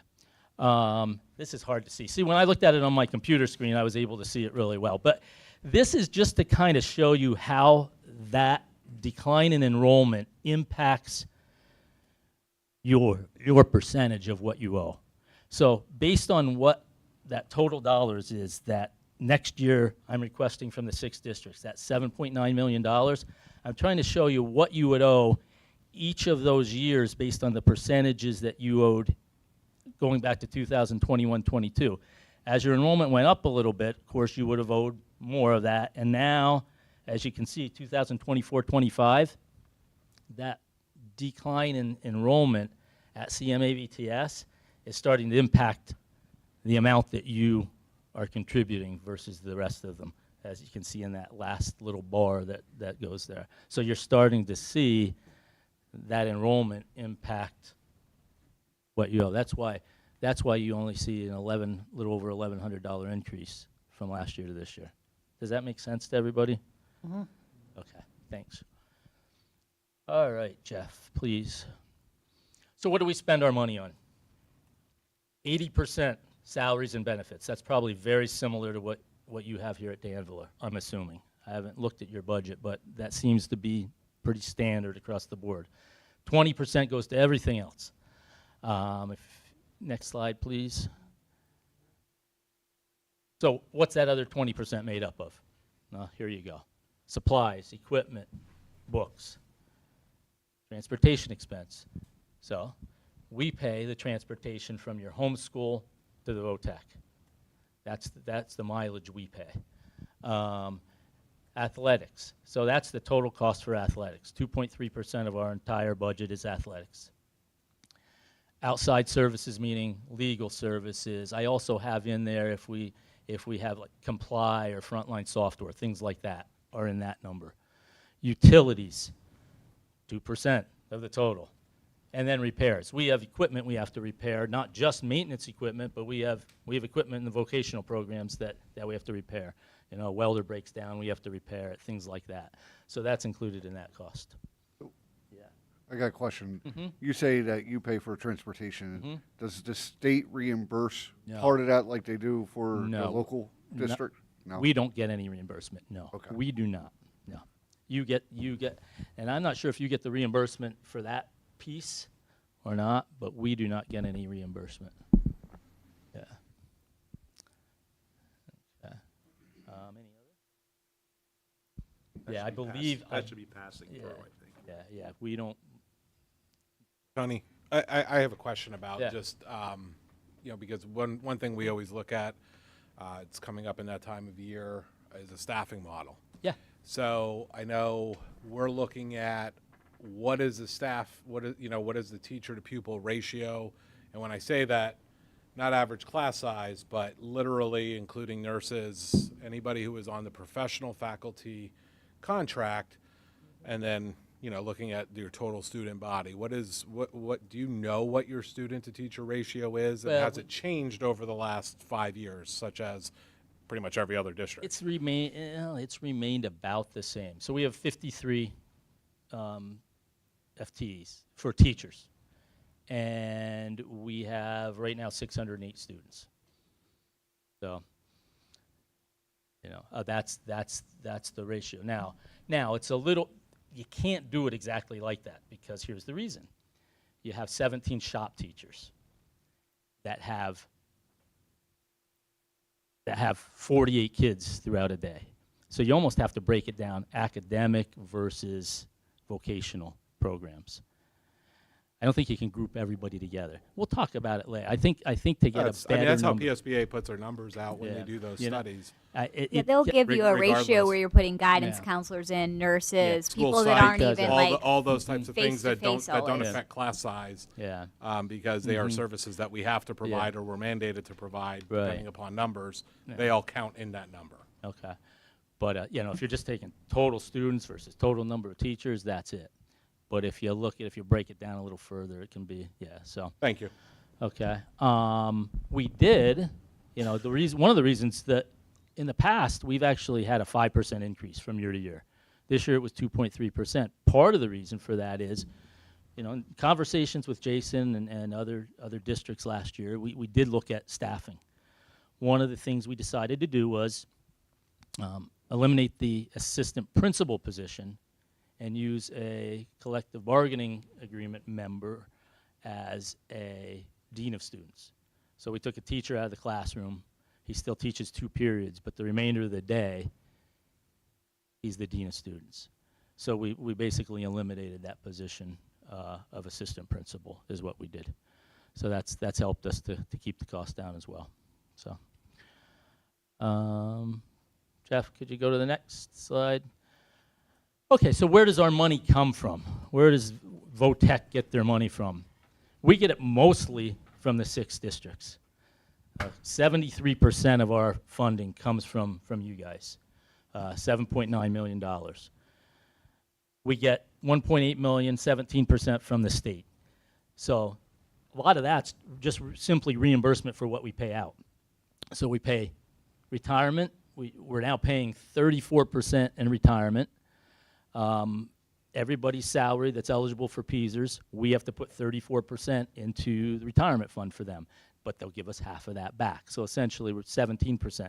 Now, think about this. When I started back in 2010, the districts were contributing less than 5% to that fund. Now we're contributing 34% to that fund. That's a lot more money that districts had to come up with now to put into the, okay, so that, you know, that's a big chunk. Getting back to where our money comes from, I always put on here the one piece of federal funding we know we're going to get pretty much every year is our Perkins funding, and that's to pay for, we use it to pay for paraprofessionals primarily. We pay for 3 staff members, personnel out of that, paraprofessionals. And then usually one or two pieces of equipment we pay. It has to be related to vocational programming though. And that's just 1.5% of our total funding. Then some miscellaneous things, interest, adult education. We do have an adult education program, as probably most of you know. And then even with all of that, we do still have to use some of our fund balance to balance the budget. Okay. Any questions before I go on to the next? No? Okay. Next slide, please. So that would leave our total fund balance at the end of next school year at $1.3 million, which is still a good solid fund balance to keep operations. And the reason that's significant is I don't have to come back to you next year and say I need to operate, I don't need $10 million to operate next year. I can come back and say I need $8 million, and as long as we try to build on this balance and watch our expenses, that's a benefit to all of you. So, next. So this would be, if everything remains the same and we continue to operate the way we are right now. Of course, we're always looking at ways, like Jason has said, and to continue to find ways to cut expenditures, save money. But we'd be looking over the next, through 2026-27. Our fund balance would be getting pretty low at that point. We've always seemed to find a way over the years to be able to, in that couple of year span, to find ways to keep that up. Yeah. Did you have a question, Wayne? No, it's a Yeah. concerning trend to see Sure. the ending balance, but I Right. do have recollection of how that always Yeah. seemed Yeah. We seem to. Yeah. Yeah. Okay. Yeah. What this does is it shows us where we're at if we continue doing things exactly the same way, but this is what forces us to look and find ways to do things a little differently. I don't know, I think I might have maybe one more slide, and it's kind of out of order. I'm not sure why I put it there, but I did. Equipment, what do we spend, what kind of equipment do we purchase? Vocational, Chromebooks were 1-to-1, so every year we rotate a new set of Chromebooks in for the freshmen. That keeps them, so they're on a good cycle so that they're not outdated. Athletic equipment, that includes uniforms, everything that relates to athletics as far as equipment goes. And then maintenance, I showed under maintenance, but we need a new vehicle of some sort. Our vans are, I always laugh because I still think of them as being new because when I started they were new, 2008, but 2008's not a new van anymore. So that's our newest van, our school van. So we're looking to buy a new van. And if most of you may or may not know, they don't make the 9-passenger vans anymore. You have to have it re-engineered, and they're pretty expensive. And so that's why we put money in there for that, because I think we do transport kids in those vans, and it's yeah.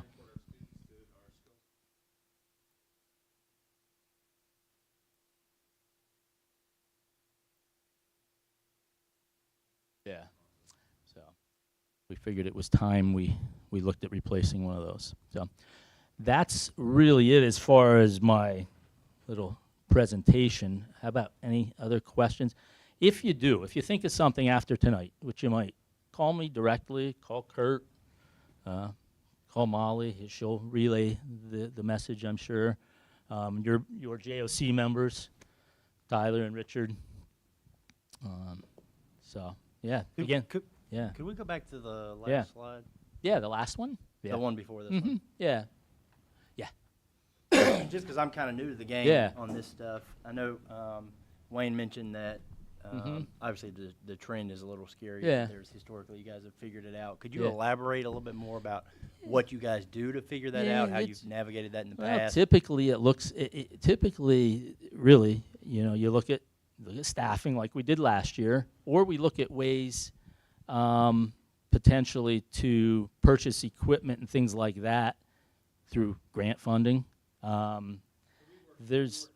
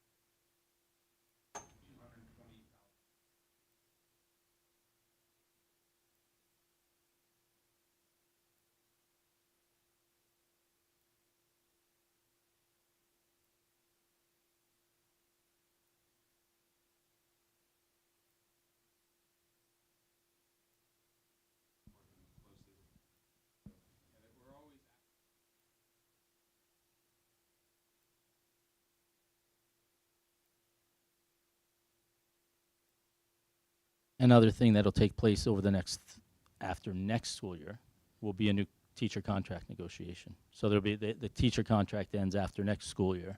So that'll obviously have an impact as well. So. You in part of the budget there was the. I'm sorry, I'm just. Yeah, go this ahead. is the first time I've No, ever go seen ahead. this budget, Yeah, so it's, yeah. you talked about the federal. Yeah. The federal funding you guys use. Was it a grant? That's a Is grant. So that, yeah. So specifically? typically, you won't show the grant in, but Yeah. I include it because that's a common, and I like you to know that we have that. Obviously, you can't supplant, but those are things that have been Perkins funded since the beginning. Yes. Right. It is. So a that's grant. kind of been reliably. It is a grant. Yeah. The Carl Yeah. Perkins grant. Yeah. Yeah. Yeah. There's a chance, but it's like not really. Yeah, It the- hadn't happened in however long. The way it works is the federal government allots so much to each state for vocational education, and then they tell us how much we're getting. And then we apply for what they told us we got. That's how Okay. it works. Yeah, so. Anything else? No? All right. Again, if you have Thank any you. questions, please let me know, let Kurt know, and thanks for letting us come.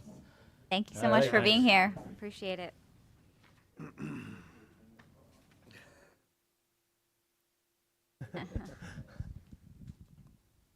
We will now move back to 4.1, the superintendent report, the enrollment reports.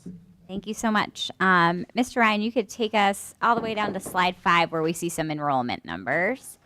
You're going to see enrollment numbers like we do every month for each of our buildings, with the first number being our current enrollment in that grade and the number of parentheses being where we were a month ago. You will see that our numbers continue to remain very steady. As you go to the next screen, you will see our non-public enrollment report, and I've provided information for the last few months. Those are also numbers that have remained quite steady throughout the school year. Special programs are students that have a specific placement for a reason. So like when you see a jump from January of 15 to February of 16, there's a specific student that because of special education reasons needed a specific placement. So that's why you see that kind of movement. It would be interesting at some point to see, you pulled that off, that's okay.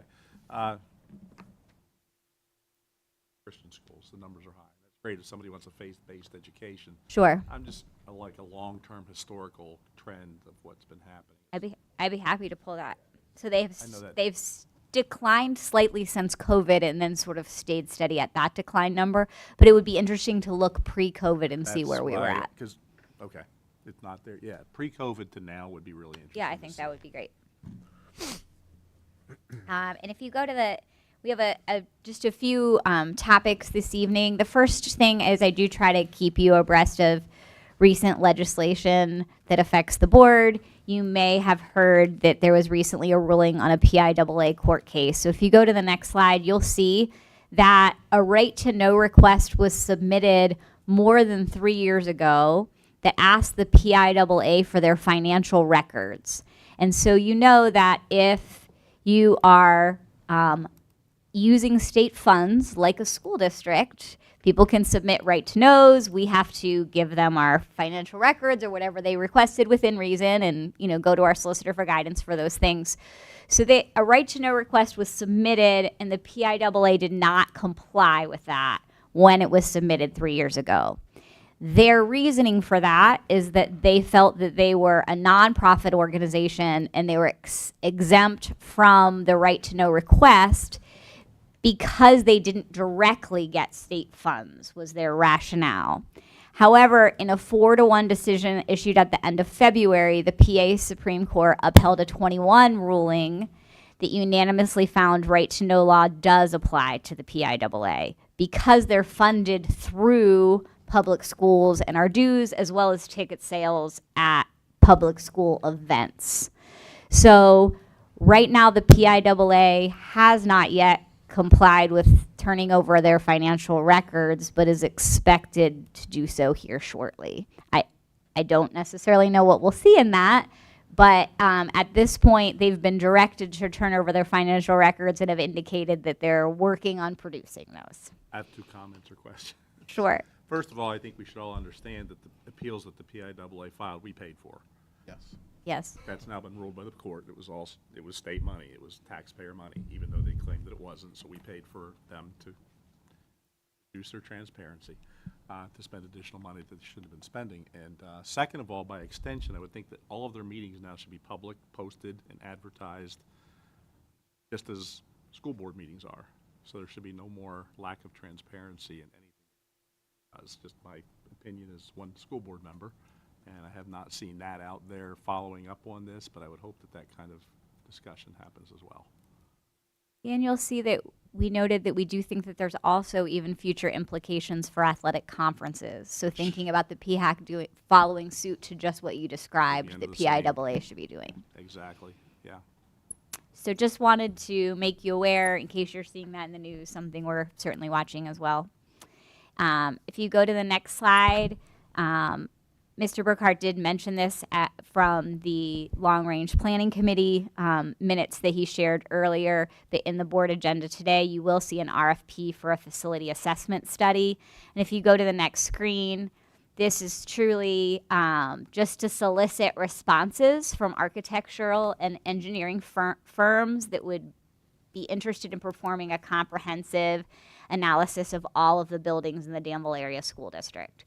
So they will be talking about like the current state of our buildings, what it would take to improve them, specifically evaluating conditions such as safety, capacity, useful life, and expansions, and presenting ideas to the board about that. So this evening in the vote, there's not a financial amount to that. This is just for the RFP to go out, and that was a document that was shared with you all. The next item this evening is something else that the Long Range Planning Committee has been talking about and has also come up at the Athletic Committee, so I felt like it was good to share with the board collectively this evening, is the concept of establishing like an Ironman Foundation. And if you go to the next slide, here's just some of the information that would be required in terms of establishing a foundation. So we would need to seek the assistance of an attorney. We have been speaking with someone from the Beard Legal Group who specializes in this area, who's kind of helped us develop steps here. So you can see there at the top, those would be the initial steps we would take with an attorney, where we're developing articles of incorporation, appointing a board of directors for that foundation, and so on, that ultimately would result in us getting an EIN from the state or that nonprofit entity number. There would be an involvement of a CPA. We would want to make sure that this money is in a different bank account than district money, as well as apply to the IRA for tax exemption with that nonprofit status. Just some of those associated costs, there's a $125 filing fee with the state. There'd be approximately 10 to 15 hours of attorney fees connected with an initial foundation establishment and some CPA fees connected to their assistance in the application. I don't know if there's questions about RFP or foundation, both This coming would there. allow for private giving into It the would. foundation, which could pass through to the district. Correct. It does not just have to be for facilities. It can be gone, move in a lot of different directions. I know Lewisburg, Williamsport. I think there's a lot more of them than that. Yes. They're done in conjunction with any kind of facilities upgrades, and you do a capital campaign, and you try and defray the cost of the taxpayers. Probably more appropriate that we do that when we know what we're doing, but to get these started, I think takes several months. It does. Okay.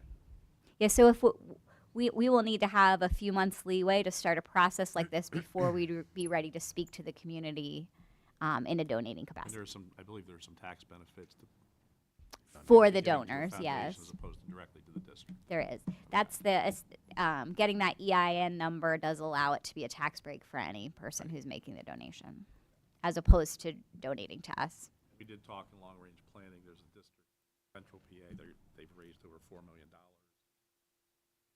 Raised less than that, but still seven-figure amounts, which is type of thing if that's the path we follow. Is on there are associated costs listed there for sort of the establishment of the foundation? Yes. Are there other anticipated costs for the maintenance of the foundation fund and that processes? The ongoing costs would be associated with time from people in our business office. And there may be peaks and valleys, as funds come into that management, and certainly something that you'd want to have an experienced business manager working through. There'd be a lot of, I'm sorry, Dr. Nee, but Oh. there would be some discussions we would need to have if we go down this path, and we actually use the field, the area across from the primary for fields, which is the original purpose. Darrell, you and I were the only ones there, maybe 5, 6 years ago. Yes. But you're gonna get into probably whether you're willing to sell advertising, whether you're willing to do things on walls, and lots of different ways you can raise money, naming rights. All those things are things that the board would have to take philosophical position, determine whether those are things you want to do. Most districts have moved that way just because of the great cost, but you don't have to. That really comes down. And certainly there'd be partnerships with, like, for example, as we've been talking about the scoreboard with Mr. Vognetz, there's a particular company that will help you in fundraising. And so with some of if there was ever a fundraising campaign, you may want to look for either that a company that's partnering with you or a contracted employee or something that's helping you with the fundraising that would help in some of that foundation work, at least initially. And next, this evening is a preliminary look at our 24-25 budget. As you know, from last year, these become evolving numbers, and so I'm going to turn it over to Mr. Moser. He's going to present where we currently stand with our expenditures and our revenues and the steps we'll be taking over the next few months to get us even tighter. So before we actually dive into the details and the numbers, I want to state a couple of things. One, this is what you're going to see in terms of the budget, in terms of expenditures and revenues, is certainly preliminary. We know that there are future steps. There are actually steps ongoing right now. There can be, at times a little bit of a sticker shock. But what we do to get these numbers the first time through is actually take our current staffing model and play that forward. So that's without any teaching positions going down to it by attrition. It's without any future budget cuts in any other areas. So it certainly right now it looks bigger than that deficit that you're going to see looks much bigger and much larger than what it actually will be even a couple of weeks from now. So I want to put that out there, and we will give you a good sense of where we think we're going to be, although we're not quite ready to put that number together. But we wanted to get out ahead of budget conversations because it is now March. And I mean, there is, in 2 months' time, we will be asking you to vote on a budget. So we want to make sure that you get to hear this information and see it as it comes into focus over the next several weeks. So if we can go to the first slide in this section. First of all, expenditures. Next slide, Mr. Ryan. Much like Mr. Lilo's, you see a representation of different areas. The largest blue, that is our salaries and benefits. And you can see we're not at 80%. We're not quite at 75%. We probably land right around the 70% area. A little over, a little under, give or take, depending upon circumstances year to year.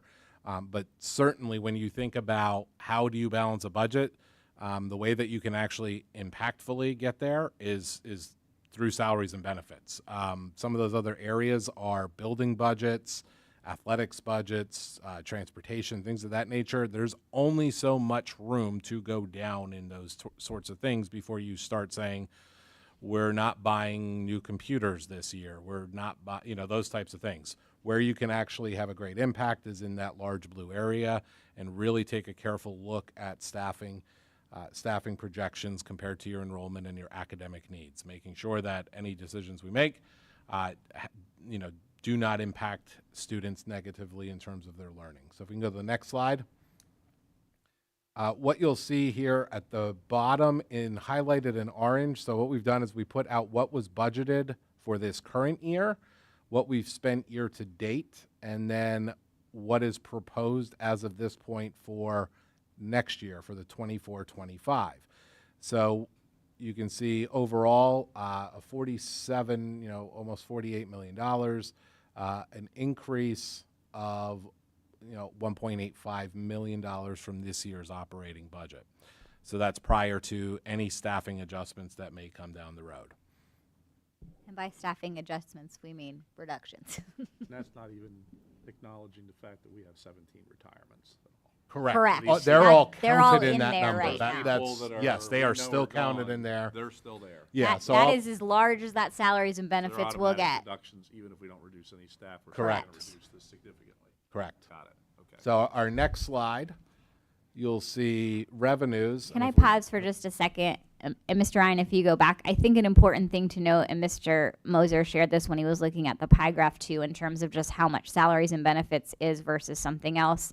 Certainly, Mr. Vognitz and members of our finance committee can attest to this, but all of those other numbers, as you see the difference, we last year and certainly again this year went through every one of those categories and truly believe we've trimmed it to a place that truly represents what we're spending, is not hurting kids in any way, but is trimmed to the fat, if you will. And we've had every principal and leader of every department come to finance committee meetings to go through their particular budget line item by line item. And in terms of salaries and benefits, last year we were able to have a reduction of 8 positions, which helped us with that budget, and we will continue to examine every position this year as well. Class size, our ratio is still... Our ratio is still better than the state average, and we'll be sharing what we think is a proposed reduction moving forward, and then showing you what that is compared to the state average, and we will certainly still be beating the state average. Sorry, Mr. Moser. No, that's okay. Can we move on to revenues? Jeff, the next slide. What you'll see right now is a projection. These are federal revenues. So if you look at 23-24, what is budgeted, and we're pretty confident that that's about exactly where that's going to land. And then you see next year, there's actually a reduction of almost $400,000. Just a reminder, that is federal ESSER 3 funding. Off the books, September of 24, it has to be expended. So that money literally is gone. So that additional revenue, a couple of years ago, you heard a lot of school districts talking about the fiscal cliff that they were all facing. That's literally the fiscal cliff, where there was this influx of cash, and what did schools do with it depended upon, whoever was making those decisions. But what they did with it determined how steep that fiscal cliff was going to be come 2024. We've gotten to a position where, we're not quite $400,000. It is certainly not insignificant funds, but we have sort of managed, and that was part of the goal last year through the 8 positions that Dr. Need referenced earlier that we did go down. Several of them were new and paid for through ESSER 3 funding. Whether it was those particular positions or they were reallocated, a lot of new positions were created during that time. And so we have worked through staffing to make some of those adjustments to lessen the impact of the stopping of that federal money coming in. So it's actually a reduction in federal revenues. If we can go to the next slide, you'll see state revenues. And right now, of course, the big one up there is the basic ed funding. We do not have those exact numbers yet. We won't by the time we pass a budget. That's just not the way that the state government works. We have to pass a budget before they tell us how much they're actually giving us. Maybe we'll find out early, you never know, but I would not hold my breath. But what we are projecting, and so what we try to do is our best job of making projections based upon past history and trying to read the current political tea leaves. We're projecting right now approximately a 3% increase in basic ed funding. That could be more, it could be less. The one thing not less, it could be less than 3%. The one thing that the only thing that we are sure of is that number remains at least flat. So that number does not go down. There's a safe harbor legislation, some of those things. You may be hearing about fair funding formula and some of those changes. That is not going to impact our revenue stream one bit. We're not going to see any increase in revenue in Danville. A lot of districts will. Some of them will be flush with cash early on, and some of those school districts are actually worried because they're not sure that that's going to be there forever or for how long, because there is no guarantee that money, that new money going in, stays the same. State thinks we have enough of our own money, so we don't need Correct. That's exactly how that works. Yes. So what you'll see right now is a very minimal, about $130,000 approximately projection, an increase in state revenue. I would think that will be a little higher, but right now we just don't have the information to do so. So we take a fairly conservative budgeting approach when we're doing these projections and trying not to get out ahead of ourselves, because there is no guarantee. If you go to the next slide, you'll see our local revenues, and we are looking at approximately about $1 million increase in revenue in local. Most of that coming from the EIT, where you see about almost $500,000 increase. That is based on a projection we can make of what is coming in real time right now. Unfortunately, we just recently received the second quarter that rolls into that. So that 8.4 is based upon where we're at right now and then anticipating a slight increase there. So I still think we're going to well overperform the 7.9. We just won't have that information at hand again when we have to pass a budget. So we're saying $8.4 million in revenue from EIT. That again might not hit that mark.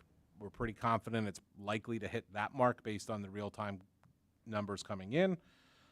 But it could be higher than that too. So actually the first quarter, which gets reported later in the third quarter, that January to March quarter is actually usually historically the biggest spike that we see because of the turn of the calendar year when a lot of workers see a bonus, they see a raise, those types of things, and you kind of see your biggest increase from one quarter to the next, year to year in that quarter. We don't have those numbers in yet though. Any questions about any of this? This is obviously, we are keeping this with these projections. We are looking at no change in tax rate on this slide. Certainly something that the board will want to discuss down the road. If we go to the next slide.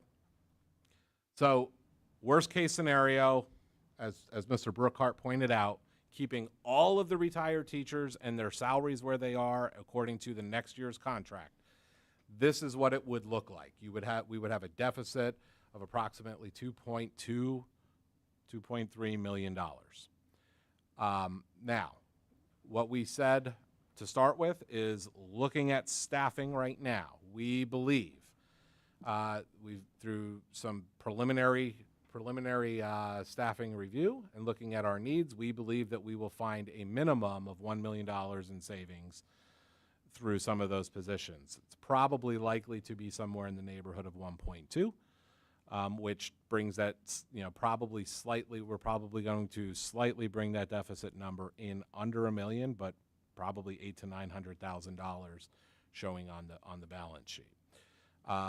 Obviously, we'll continue to monitor revenue trends and sharpen our projections where we can, especially the quarterly EIT. There may be one more update we can provide prior to being able to actually make an educated vote on whatever budget is put forward. And then obviously, we're going to want to consider what are the implications of the remaining deficit after these steps. Do we, as we move forward, we're looking at, are we comfortable with a $900,000 deficit and plugging that through fund balance, or would we look to limit that with a moderate tax increase? Those types of conversations certainly have to be had. They're never fun. They're never pleasant. Nobody likes to talk about that. But the reality is salaries keep going up, costs of goods keep going up, cost of utilities keep going up. There are certain things we can control, but there are certain things that are certainly out of our hands, and we need to make sure that we're funding in order to maintain the same level of education. So I would think that whether it's at Finance Committee, next board meeting, we would have conversations about some options that the board could discuss and thoroughly consider, from a very minor, we'll try to explain what the Act 1 index is, and how that is designed, but so that everybody can kind of have that discussion and kind of come to a consensus moving forward prior to us actually voting on the budget in May. Anybody have any questions? Thank you, Mr. Moser. And we're going to conclude our report with the Administrator Board reports. So, Mr. Gump, if you want to grab the mic first, I think it's up here on the table from our other presenters. And we can start with the high school and hit all of our departments. Thanks.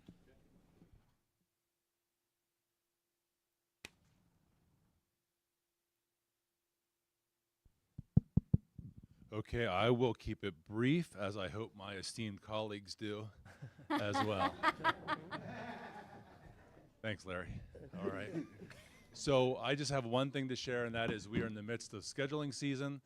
We have had 3 parent sessions. We had the 3rd this evening, and we're looking forward to our 8th grade move-up day on Monday, where they're coming up to the high school for 2 or 3 hours and going to kind of see the lay of the land up there. And then we're going to have a parent night that evening about the scheduling process and the programs that we have at the high school on Monday evening. And then Tuesday, our guidance counselors are going down to the middle school to meet with the students to talk further about the scheduling process. So really excited about the PR and the positive things that we're talking about with the high school programming, with parents, with students, and it's going very, very well. So that's my academic piece. I'll pass it to Mr. V. He's going to talk about the cultural end of the high school and some things going on that way, and then we'll move over to our student representatives for the evening. Yeah, so last month we had a academic pep rally, which was first one here at the high school. And so our students, we talked about this, but our students from our SGA organization ran that pep rally, which went phenomenally well, and all the students were involved. We recognized not only academics, but we recognized our organizations and our athletics programs. And then after the pep rally, we had basically our reboot of our winter festivities that got canceled. And so students took part in some activities in the afternoon, and it was a great day of just fellowshipping with their friends and enjoying some activities within the high school. Hello. Hi, my name's James Zhang. I'm the sophomore treasurer. So in February, we did a academic pep rally, like Mr. V said. So the seniors, juniors, sophomores, freshmen, we each picked a minute to win it game. So the sophomores, we picked a coin flip game. And so we also had the National Guard come in, and they had like the inflatable orbs that you can get in, and they set up a soccer game with that. So that was pretty cool. And we also had teacher, club, and band involvement during it. So this event allowed the students of the school to come together and have a good time while celebrating the numerous clubs and sports that took place during the past school year. At this pep rally, there was noticeable engagement and enjoyment from every corner of the gymnasium that wasn't really there in past pep rallies. And we believe that this pep rally was a success, and we look forward to planning and executing more in the future. Hi, I'm Sam Need, sophomore class president, and I'm going to be talking about future events. So shortly we're starting to plan the Forge On Festival, which is similar to our homecoming festival that we do in the fall. Clubs and each class has a stand where they can sell drinks, food, or play game, and it's a great fundraising opportunity for them. Sophomore class will probably do drinks, we usually do. And then the last hour of that will be another academic pep rally, which we're hoping to do 3 a year, starting with the last one, where we recognize club sports and academic achievements while also doing some games. And also, the last pep rally was our first time working with Flex representatives, and we're going to continue to do that in the future. And next year, it'll be more official, and they'll be elected. And we think that Flex representatives, we're looking forward to working with them more in the future because having more voices and opinions makes our SGA even better. So, Thank you, high school. We could pass it to Mr. Haravi and hear about the middle school. At the middle school, we're in the middle of a big push to increase student achievement and, well, student motivation to increase student achievement right now. We had really, really good results on our iReady growth diagnostics. We have all 3 grades right in that quadrant where we want them, where it's high growth and high achievement. We gave a reward to about 180 kids who showed personal growth at a really significant level, where they got to do a movie Monday. They came to the auditorium, we turned the lights down, played a movie for them. They loved it.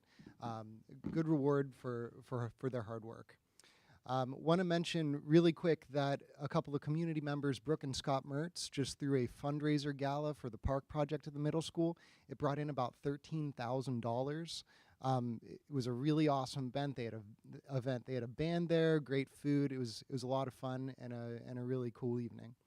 The following day, Hummel Station, a local power plant, gave me a phone call, and they donated an additional $25,000 to the park project. So it was a big month for that. So just wanted to say a public thank you to all of those people. Huge for the park project and really cool stuff happening at the middle school. Thank you, Mr. Haravi. Dr. Reinard? Thank you. I wanted to highlight something that I'm really excited about as a building principal. Liberty Valley is currently establishing a system to allow our building faculty and staff the opportunity to kind of have a seat at the table in terms of decision making in our building.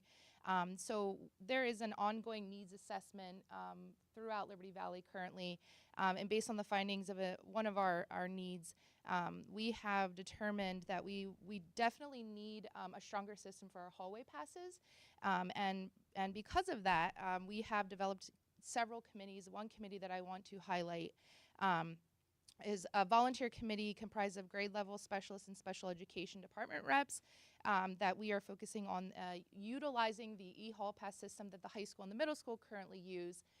But we are working with Mr. Nick Truax in taking the system that the middle school and the high school currently uses and modifying it for Liberty Valley. Obviously, our younger kiddos have different needs in terms, of what our day looks like. So we're taking a system currently that is very driven towards secondary, and we are working with Nick and the company to kind of create this system to utilize in the elementary school, which I'm really excited about because it's like literally taking something that, like I said, is modeled after secondary and completely changing it. And it's something that the company is saying in our conversations is something that they haven't done before. So it's kind of cool. Looking forward to working with our teachers to implement it and see how it goes before the next school year. But again, something we're just really excited about at Liberty Valley. Thank you. And Mrs. Geis? Hi, everyone. This week is Read Across America Week nationally. The primary school is celebrating literacy this week with different dress-up days. Tomorrow, I'm looking forward to it. The kids get to dress up as their favorite book character. I also wanted to highlight some cultural things. On February 10th, we held our first Sweetheart Dance where students and their families could come. We had over 550 people attend. We raised over $3,000, which was great for our home and school. And then we also have a science fair coming up on March 20th, and we're breaking numbers. We have over 90 students signed up for the science fair this year. So that's on March 20th from 5 to 6 if anyone would like to come. Thank you. And Miss Wenrick and Mrs. Earp from the world of intervention and special education. First of all, Gianna's first board meeting, and next, Mrs. Earp, and next board meeting, she will be sharing her first board report, so she's super excited about that next month.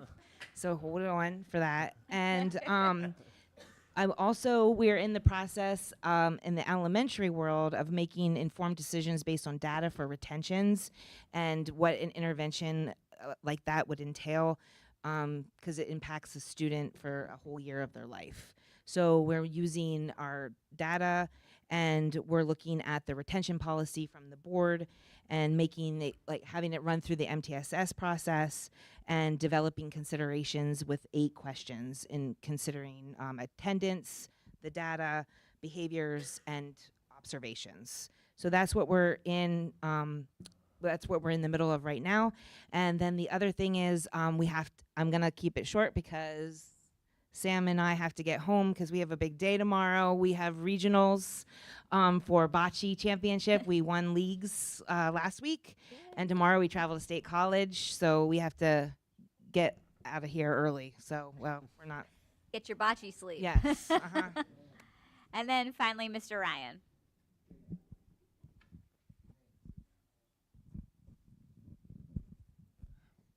All right, real quick, the one thing I want to bring up is, we have an opportunity every year to have co-ops, within the school itself. We have some great kids, a lot of really sharp kids in our school. So we have the opportunity every year to have co-ops. This year is no different. We have, a great co-op, and we've had the opportunity for him to work on a project, and it's taking Raspberry Pis and which are little circuit boards that they can then, very inexpensive, and turn it into digital signage that we use throughout the high school. So there's TVs everywhere. These Raspberry Pis will be hooked up and use a application called Pi Signage to go ahead and then deliver content like videos, websites, and all kinds of different things that we want to put. And there's some student involvement from the yearbook group as well that are participating in this. So it's some really cool stuff, and it's inexpensive. And like I said, we've had a lot of co-ops in the past. So I want to give a shout out to Aristotle Rock, who is our co-op this year, and Mr. Wilson, who worked on that project. And the other thing that I got to say real quick is, just like bocce, this is the time of year for our esports group. We have 3 gentlemen tomorrow going to participate in the esports tournament at the CSIU, and they are tied for 2nd seed. So wish us luck as we go and hopefully regain our title that we got 2 years ago. So that's it. Good luck to the team. And Dr. Green, that's it for our report this evening. Great. 5-1. Public comment. Would anyone like to comment on agenda items only?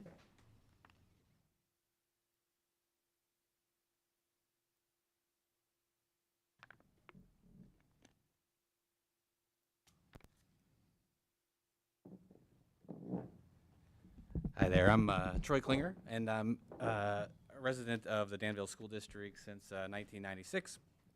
And I came tonight just to speak on behalf of the agenda item that's later this evening for the hiring of the cross-country coach. I put some notes together here so I don't ramble too much. I want to start with, first off, just recognizing the challenge that the hiring committee must have had in replacing Jeff Brandt, who's undoubtedly one of the greatest high school cross-country coaches in the history of Pennsylvania, and likely within the country. But fortunately, they did not have to look real far to find replacements, as you had two wonderful candidates in Tina Bartholomew and John Bella to look at. I'm sure we could sit here all evening and discuss how you measure the success of a coach and the athletic programs they lead. Perhaps a high winning percentage and a number of individual and team championships would be at the top of that list. And if so, John Bella certainly meets those requirements, as he humbly led the middle school team to countless individual and team titles for large invitational races and league championships over his 23 years leading the Danville Middle School cross-country team. But that's not why I'm here to speak on behalf of John. You see, cross-country is a unique sport, so unique in that it has coined a phrase you often see on team shirts that says, "Our sport is every other sport's punishment," right? So how do you take something like running that is often viewed as punishment and instead turn it into something that young athletes embrace, enjoy, and turn into a lifelong passion? That is where the true measure of success for a cross-country coach lies. The awards and accolades can all come after that more important first step in success. It is that piece of the puzzle that John Bella has figured out, which has in turn led to the success that can be measured by the trophies and medals his athletes have won. I'll share a recent personal story that speaks volumes to the impact John has on his athletes. Both my son and daughter ran for John as middle schoolers, and my son also had the privilege to be mentored by John during high school track. They're both still currently competing at the college level, thanks in part to the love of the sport that Coach Bella helped foster when they were young. This past fall, my son had been struggling a bit mentally during his cross-country season and admitted that he was starting to lose his love and his passion for the sport, and just couldn't pinpoint why. After several weeks pondering this struggle, he came to a realization that it was simply just the atmosphere of his college team and that they didn't have the culture of balancing fun and enjoyment of a physically and mentally tough sport with the right mix of hard work and effort. His words were to the likes of, "It's just not the same atmosphere that Coach Bella had. He was able to let us have fun and truly enjoy the sport on the days we had to put in easy recovery miles, but was able to motivate us and encourage us to get to work and put in the focused effort on the days we needed to work hard during intense workout sessions or races." As my son stated this, my daughter's head was nodding in agreement, and she added, "Despite the state championships and individual accolades in high school, my favorite and most enjoyable years were running middle school cross country for Coach Bella." You see, while both my kids were competitive soccer players in their youth, Coach Bella helped them fall in love with the sport of cross country with just the right mix of fun, enjoyment, hard work, discipline, encouragement, and many other components to make the perfect recipe for the success of a young athlete. I know the story of my kids is not alone. There's many others. Countless students have benefited from Coach Bella's guidance during his 23 faithful years as a middle school coach, and this is the perfect time for John to step into the role of varsity coach. I pity anyone that has to step into that role that was occupied by the legendary Coach Brandt, given the legacy that he had created. But if anyone's ready and capable of filling that void, it's John Bella. He has contributed much to that legacy already by helping kids fall in love with the sport as middle schoolers and continue on as high schoolers instead of quitting or playing other fall sports. John's qualified, capable, and ready to step into this new role. Thank you. Thank you, Mr. Klinger.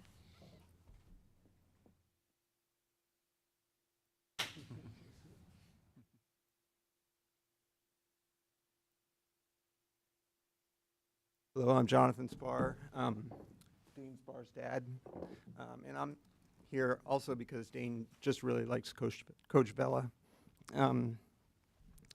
Coach Bella has helped us raise our kids, and so I feel compelled to speak in support of his candidacy for cross-country coach because of the importance he has played in their lives. Our son Dane is a runner, and so Coach Bella's involvement in his life is obvious. But our daughters have also been positively impacted by him, even if they only ran for a short time or weren't even on a team that he coached. Two words come to mind when I think of the positive impact that Coach Bella has on our children: investment and inclusivity. Coach Vela invests an incredible amount of time into his students and athletes. There are weeks when Dane has spent more time with Coach Vela than he has with me or Laura. Coach Vela is not only temporally invested, but emotionally invested. I know that Coach Vela is almost as nervous as I am when Dane steps up to the starting line, and perhaps prouder of Dane when he crosses that finish line having met a goal that they set together. I say that I am more nervous because I do not have the full appreciation of what they have both done to train and prepare for the race. And I say that he is probably prouder because he does know the preparation that went into that successful race. Coach Vela is with Dane day in and day out, planning, strategizing, talking about diet, sizing up competition, and finding competition to get Dane to the next level. I've had coaches in my life who have done this for me, and so I'm very happy for Dane that Coach Vela is that person for him. The second word, inclusivity, comes to mind because I know that while he makes it seem like Dane is his number one priority, Coach Vela does this for all of his students and athletes. He knows that getting kids of every ability into track and having them find their strengths is not only good for the individual, but good for the team. He has the uncanny ability of recruiting kids to track and field. What makes him a successful coach is knowing what strengths each kid can bring to the team. He may find a kid that can throw a javelin farther than most kids in the school, or he may find a kid who may not have a particular physical strength, but can rally and inspire others just with their presence at practice and meets. He builds successful and high-functioning teams. What is amazing is that his team ends up building successful and high-functioning teenagers. Coach Vela builds successful teams and successful teens. I mentioned before that I've had coaches in my life that have contributed to my growth. Coach Brandt tops that list for me. I was fortunate to run for him when I was in high school. So I have firsthand knowledge how important a great coach like Coach Brandt can be for someone's development as a runner and to be a good person. I feel like I have firsthand knowledge as a parent of a runner to be able to say that Coach Vela can carry on that work that Coach Brandt is doing in developing cross-country runners into successful people. Thank you. Thank you, Dr. Spar. Any other public comment? Agenda items only. All right. 7-1. Drain repair. The board will take action to approve a contribution of $7,500 to Danville Borough towards the stormwater drain repair on Alton Street. I think you mentioned this as something that was discussed at Buildings and Correct. Grounds. Yeah, I can provide a little bit of an explanation. Essentially, what happens is it's at the bottom of the tennis court area where that water drains down. A high percentage of the water that actually goes into there is off of our grounds. It is causing, without this repair, it's currently causing some flooding of the properties across the street. This is approximately half of the cost of the project. The borough came to us, requested whether or not we could kick in. We kind of said this is a good neighborly move. That's why it's falling on here as a recommendation. I got a motion. Thank you. Second? Second.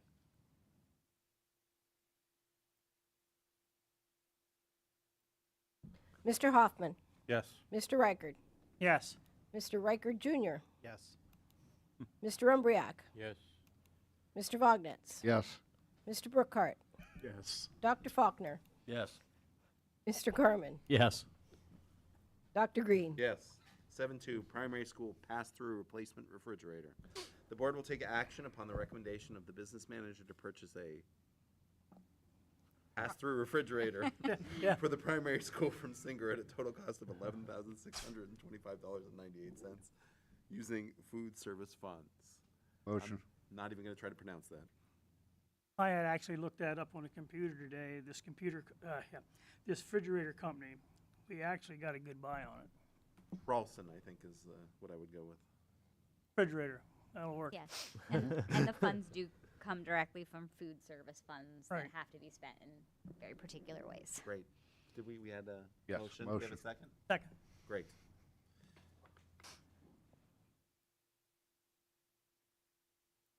Mr. Reichard. Yes. Mr. Reichard Jr. Yes. Mr. Umbriak. Yes. Mr. Vognetz. Yes. Mr. Brookhart. Yes. Dr. Faulkner, Yes. Mr. Garmin, Yes. Mr. Hoffman, Yes. Dr. Green. Yes. 8-1, field trips, 2023-2024. The board will take action to approve the remaining field trips for 2023-2024 for the school year as presented. Can I get a motion? Motion. Motion. Second. I'm sorry, who's second? I did. Mr. Bognitz.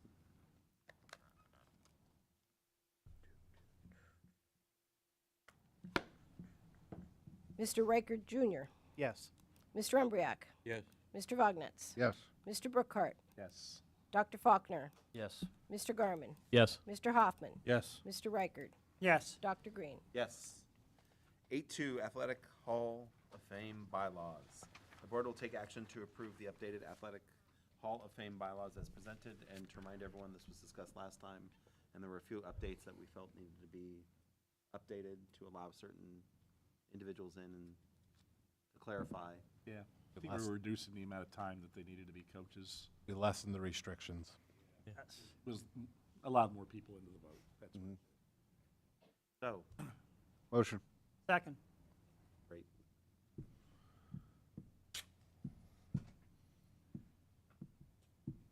Mr. Umbriak, Yes. Mr. Vognetz, Yes. Mr. Brookhart, Yes. Dr. Faulkner, Yes. Mr. Garmin, Yes. Mr. Hoffman, Yes. Mr. Reichert, Yes. Mr. Reichert Jr., Yes. Dr. Green. Yes. 9-1, academic affair consent items. This is academic affair consent items for 9-2 through 9-7. Please take a moment to look at them and see if there's any you would like removed from the consent. And I would just like to recognize 9-2, Spanish curriculum tangentially. I'd like to thank Ms. Bartholomew for moving up to the middle school and covering a gap that exists there. So the children there can actually learn some Spanish while the primary teacher is out on maternity leave. Yes. So, thank you for that. Is there any you'd like to see removed? Great. Can I get a motion? Motion. Second.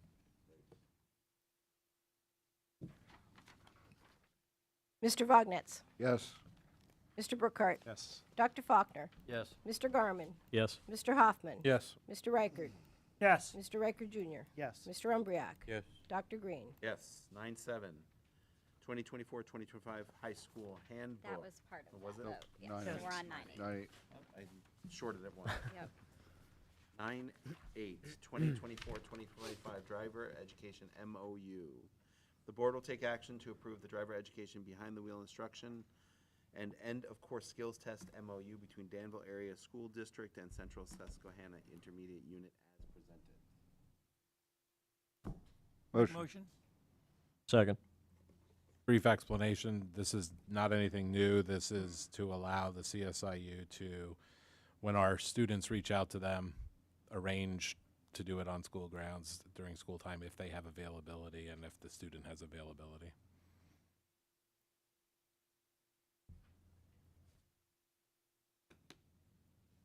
Mr. Brookhart, Yes. Dr. Faulkner, Yes. Mr. Garmin, Yes. Mr. Hoffman, Yes. Mr. Reichert, Yes. Mr. Reichert Jr., Yes. Mr. Umbriak, Yes. Mr. Vognetz. Yes. Dr. Green. Yes. 9-9, 2024-2025 letter of agreement. The board will take action to approve the letter of agreement between Danville Area School District and the CSIU to provide language essential for teachers of reading and spelling training for professional development in the 2024-2025 school year at a cost not to exceed $35,000 as presented. And this is just a continuation of what we have been doing. The group that is currently receiving this training will move into the second year of it, and we'll be starting a new cohort. The Pennsylvania Department of Education does require that everyone with an elementary certificate get this structured it doesn't have to be this one, but get a structured literacy training, and this is the way we're providing that. I was going to say something. I was waiting for the motion to, I didn't know if we should do that first. But Sure. Motion. Do we have a Second.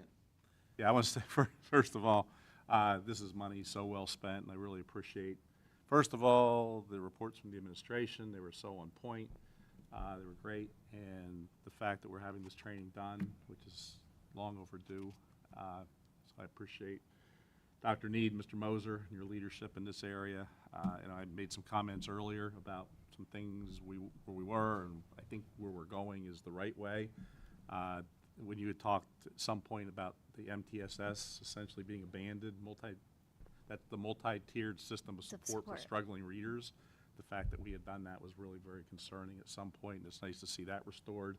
Hopefully, I know 1920 we went from 11 reading specialists down to 6, and that's a message that was not a strong message in support of literacy. Regardless of everybody's philosophies, I love football, basketball, sports as much as, no, more than anyone probably. This is the base, and we can't abandon it.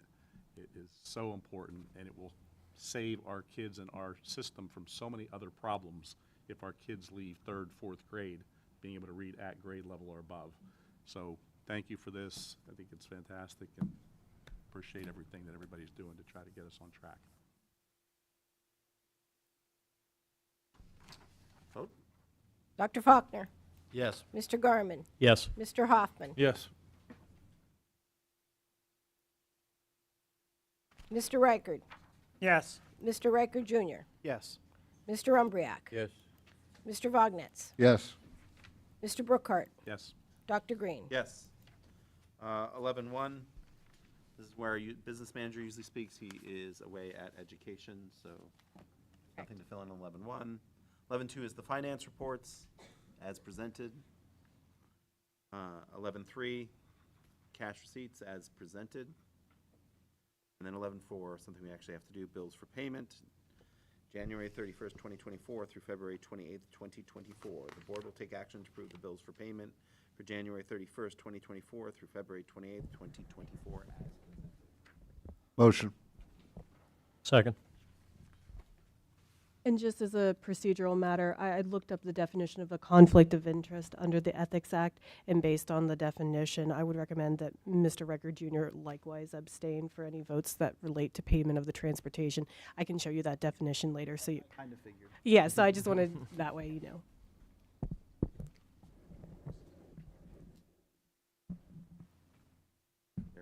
Mr. Garmin. Yes.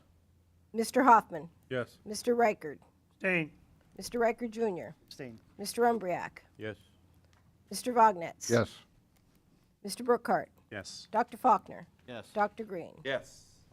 11-5, sale and disposal of used district equipment. The board will take action upon the recommendation of the business manager to accept the bid result for the used district equipment and to authorize administration to dispose of the remaining items that had no interest. Motion. Second. I believe we did get a bid on everything on the we list. did, yes. That was that prior list we had. Yeah. Yeah, I think you did. I read that. One was just finalized recently. There Yeah. was Mr. Hoffman. Yes. Mr. Reichard. Yes. Mr. Reichard Jr. Yes. Mr. Umbriak. Yes. Mr. Vognetz. Yes. Mr. Brookhart. Yes. Dr. Faulkner. Yes. Mr. Garmin. Yes. Dr. Green. Yes. 11-6, RFP for faculty's assessment, and this is what was discussed earlier. Planning Committee.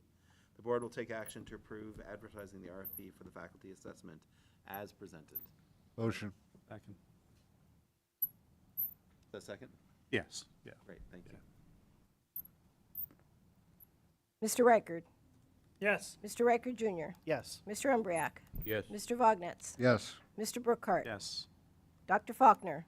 Yes. Mr. Garmin. Yes. Mr. Hoffman. Yes. Dr. Green. Yes. 11-7, 2024-2025 CSIU preliminary general operating budget.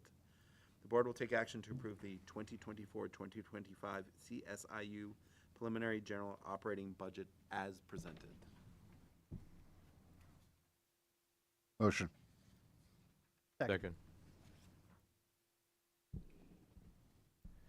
I think important to note here that this is different than a VOTEC budget where there's not an automatic like pay-in from the Danville Area School District.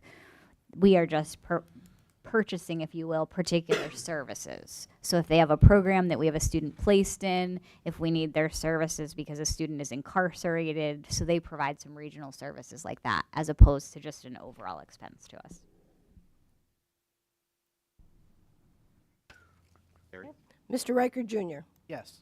Mr. Umbriak. Yes. Mr. Vognetz. Yes.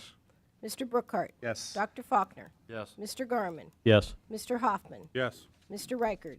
Yes. Dr. Green. Yes. 12.1, personnel consent items. Please take a moment to look over items 12.2 through 12.12. See if there's any that you would like to removed from the consent.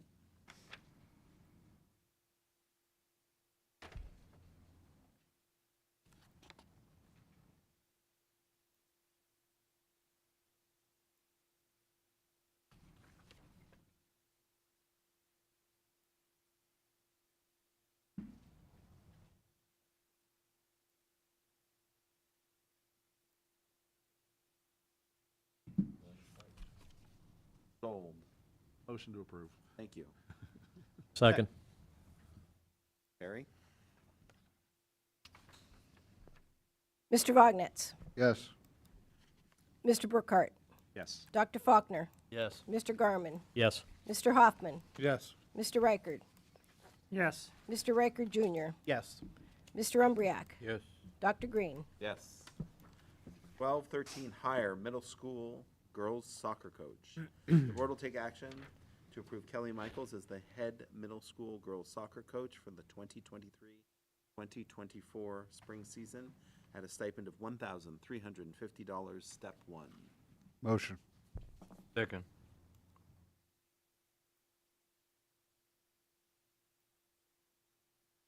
Mr. Umbriak. Yes. Mr. Vognetz. Yes. Mr. Brookhart. Yes. Dr. Faulkner. Yes. Mr. Garmin. Yes. Mr. Hoffman. Yes. Mr. Reichard. Yes. Mr. Reichard Jr. Yes. Dr. Green. Yes. And I'd Well- like to congratulate Coach Michaels. She's with us today. So best of luck this season. Oh, I didn't see her.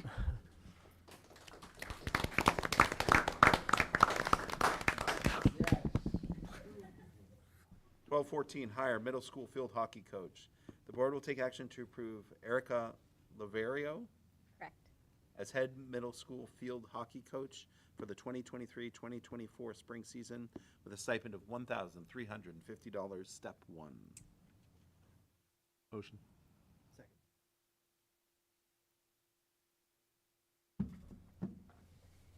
Mr. Brookhart.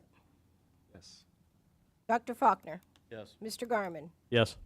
Mr. Hoffman. Yes. Mr. Reichard. Yes. Mr. Reichard Jr. Yes. Mr. Umbriak. Yes. Mr. Vognetz. Yes. Dr. Green. Yes. 12.15, assistant spring coaches. The board will take action to approve the assistant spring coach list as presented.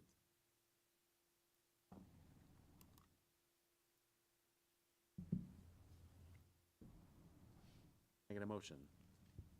Motion. Thank you. Second. Thank you.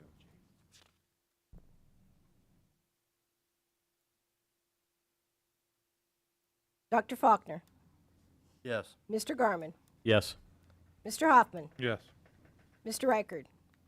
Yes. Mr. Reichard Jr. Yes. Mr. Umbriak. Yes. Mr. Vognetz. Yes.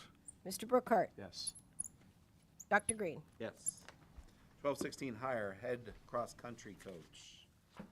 Board will take action to approve the employment of John Vella as head varsity cross-country coach at the high school for the 2024-2025 fall season with a stipend of $7,436.24. Step 11, 11-week, step 13, 11-week season. Can I get a motion? Motion. Second.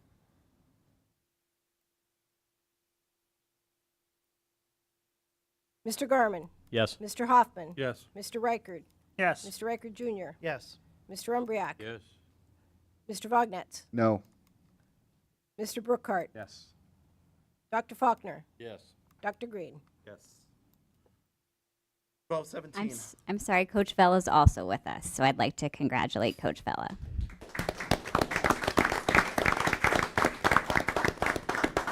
I wish you both lots of luck this spring and this fall. Thank you for both of you for coaching here in Danville. 12:17. Hire head girls soccer coach. The board will take action to approve Ken Kresmer as head varsity girls soccer coach for the 2024-2025 fall season with a stipend of $3,000, step 1, 12-week season. Can I get a motion? Motion. Second.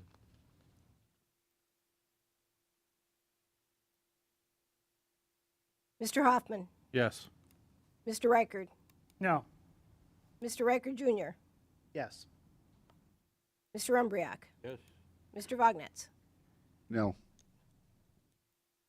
Mr. Brookhart, Yes. Dr. Faulkner, Yes. Mr. Garman, No. Dr. Green. Yes.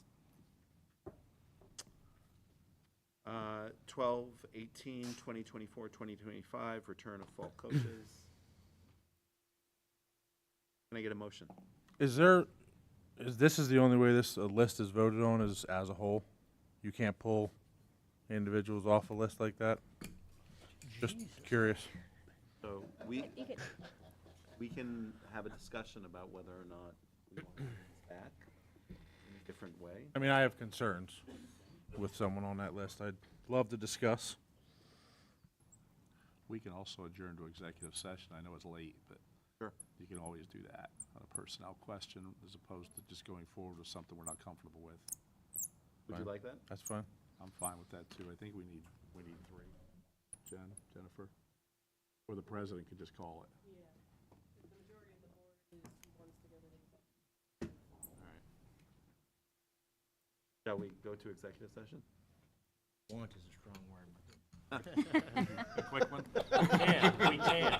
I will. I may use this hammer myself. All right, we'll adjourn to executive session to discuss personnel issues.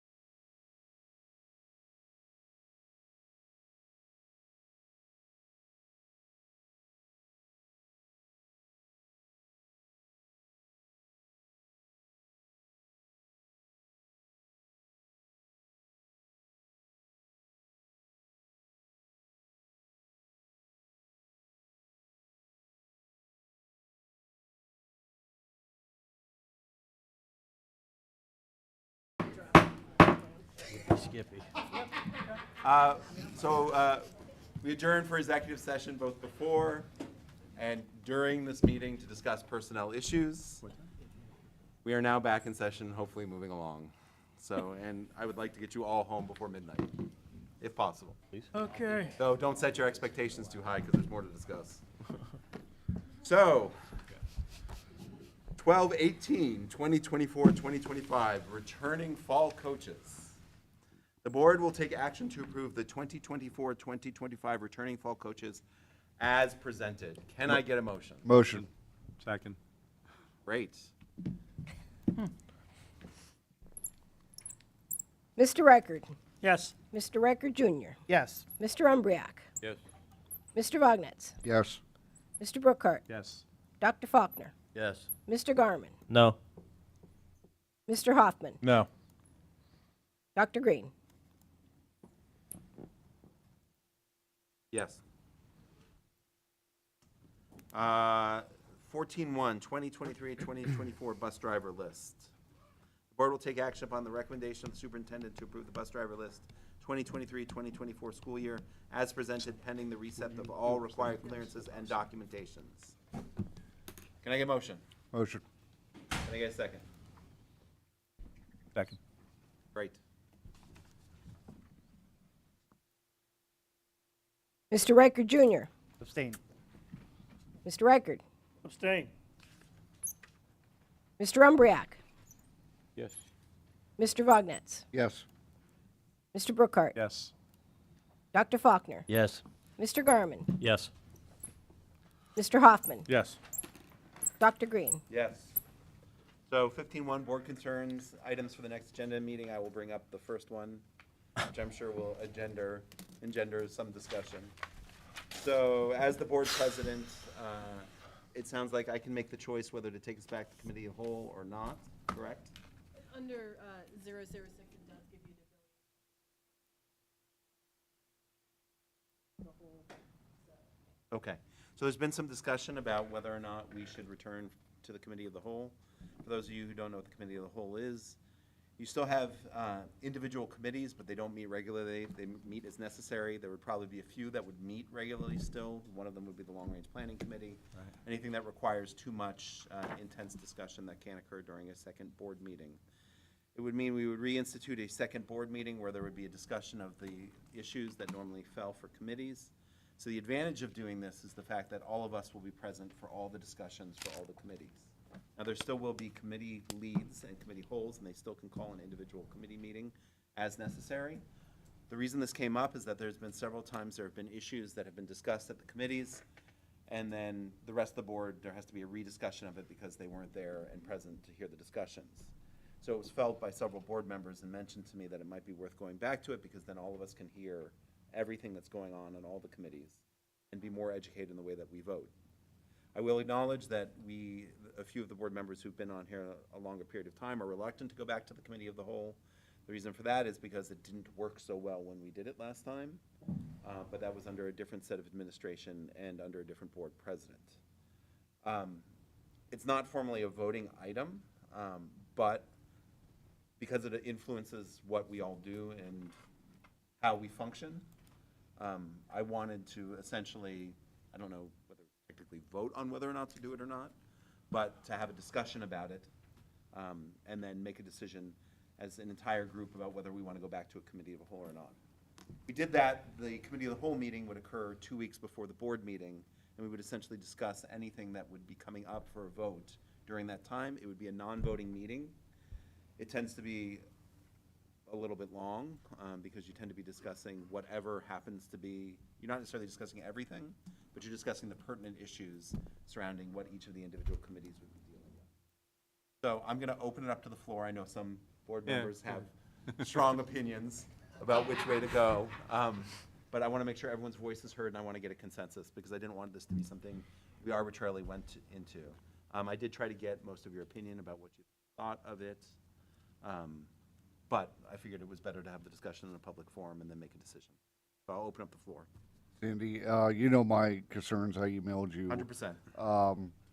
You know, athletic and extracurricular committee can And it does sometimes go about an hour to an hour and a half by itself, just over 4 or 5 items. Finance committee, same thing when it's budget season. And we're looking at about an hour on that. So, I mean, to try to cram everything, every committee into one night, I just think we're in here for the long haul. I would ask a question first. You said every other week if we did this as opposed to 2 consecutive weeks. Is that right? Is that what you said? I can't remember whether the original plan would have been due the week before or 2 weeks before. Yeah, I think normally they're successive weeks if you do the committee of the whole that way, and if you do 2 voting meetings, they're 2 weeks apart, I think. I'm not positive of that, kind of maybe Jason and Molly or maybe Jennifer's history with that, but I think generally when you do a committee of the whole, the first one's a work session, second one's a voting meeting, and they're a week. So it'd be first and second week. Week separated? That echoes my experience with Is that it. fine? And then if you have 2 voting meetings, week in between, they're not successive in that. The first and third or the second and the fourth. In my experiences, I don't know if that is actually how it has to be. I don't know if that's spelled out. I'll speak because I spoke about it before. I just don't see a lot of things that are productive happening in committees, not only here in Danville, but in the committee working as consulting and as an administrator. And I see too often things are discussed in committees that never make it back to the full board. And I don't think it's through anybody's intent. PSBA just put something out, and they're advisory, they're not regulatory, they can't tell us what to do, but sometimes they come up with something good, most of the times. So, but it was on committees. I don't know if any of you took the time to watch it. It was about 2 minutes long, and it was actually pretty good. And it talked about if you're going to have committees, how you should do them, that you should have minutes, you need to have the Robert's Rules of Order. We run them all differently. That's one of my problems with it. There's no consistency. There's no minutes kept. Am I right? Everybody keep a minutes of their... I record minutes and share you're them, but doing they're that? not certainly not as official as Right, what they're not Mrs. official Faust is minutes, doing. they're- They're just my notes, but I do share them to try to inform other board members, but they don't have the weight that Mrs. Faust do. Yeah, and I just think it invites, you asked the question about your role, and all they do is invite us to do the exact opposite. That's the way I see it. So, and I think that our role is maybe a little more expansive than maybe sometimes PSBA tells us. We do have a lot of control through policy and some of the other things we have in the school code, but the committees is not where we should be trying to exert our beliefs and opinions and all that. That's, to me, that's not the right way we should be acting as board members, and I see it happen way too often. And So- it's not new. So this is not anybody that's sitting here. This is something that is historic. Go ahead, I'm sorry. So if I were to understand you, Wayne, you would support going to committee of the whole, that's what I'm... With the caveat that if there's something that truly and legitimately is going to take an awful lot of time, Yeah. then we can push it out and say, hey, go have a meeting without everybody here, because we can't possibly sit here for that long. But then we keep minutes, and we follow Robert's Rules of Order with So you public would want to see comment. it as a small board meeting, essentially, with the committee members... That's how I see it. Held in the same fashion. Yeah. Thoughts? Other thoughts? So, I mean, with not experiencing it that way, only experiencing committees, obviously, like, we're trying to eliminate stuff coming up twice. So it would have a couple... Is that different- the main goal of it? I think there are two effects that it would have, and other people can chime in. I think one effect is it would prevent things like the Hall of Fame issue, meaning that it essentially came up 3 different times right before it finally passed, and it's a lot of reduplicated work in that sense. There are other things I can sort of think of offhand that probably would already be done or passed if the entire board was involved in them. And there's other pieces of information where what ends up happening is that there's a large amount of information presented at the committee. And then administration has to represent that information to us here because most of us don't actually fully understand or know the details. And so it would short circuit that because most of those discussions can be had in front of us as a group of a whole. So I think that's, the other thing is that it would sort of consolidate the number of meetings, the number of times doing things, right? If you're on 2 or 3 committees, you're coming back repeatedly. And that's even a bigger burden on the administration when the administration's asked to come, or the principals are asked to come. Or That's another thing I'd like to add, and I know that Dr. Need and Mr. Moser can't really say this because we supervise them. Correct. But it's an awful lot of time out for them, and they have other things that I'd really prefer that they be doing than sitting with us 5-6 nights a month. That's my perspective of it, and I'll ask a question. Sandy, you and I have had this discussion. If there's 3 people sitting in a committee and 2 agree and the other one doesn't, does that go on the agenda or doesn't it? Right. It's not in policy anywhere. I've seen it done both ways. The person that sets the agenda is Dr. Need, and she goes over it with Dr. Green, which essentially renders the committees moot. They don't really have any power. And if we want them to be done so that they do, then we need to write it in the policy and make it done through all 4 committees. It can't be haphazard. It can't be based on the preferences of whoever the committee chair is.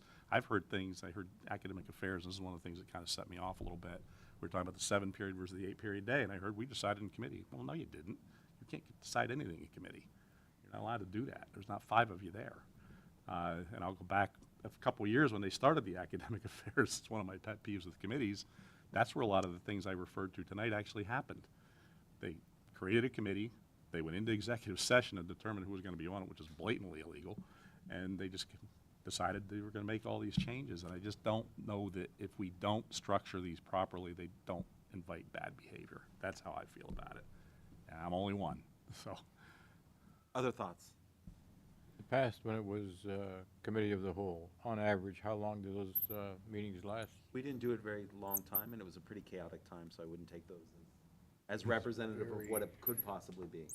And I will put it out there, if we do try it and we decide that we really, really hate it and that we feel it the other way, we could think about fixing the committees in a way that they actually do conform more with what the recommendations from the DASD is. So this is not an irreversible thing. Once again, you know, I could make the decision as board president, but I wouldn't do that structure we choose to do, or at least a majority be on board. So, go ahead.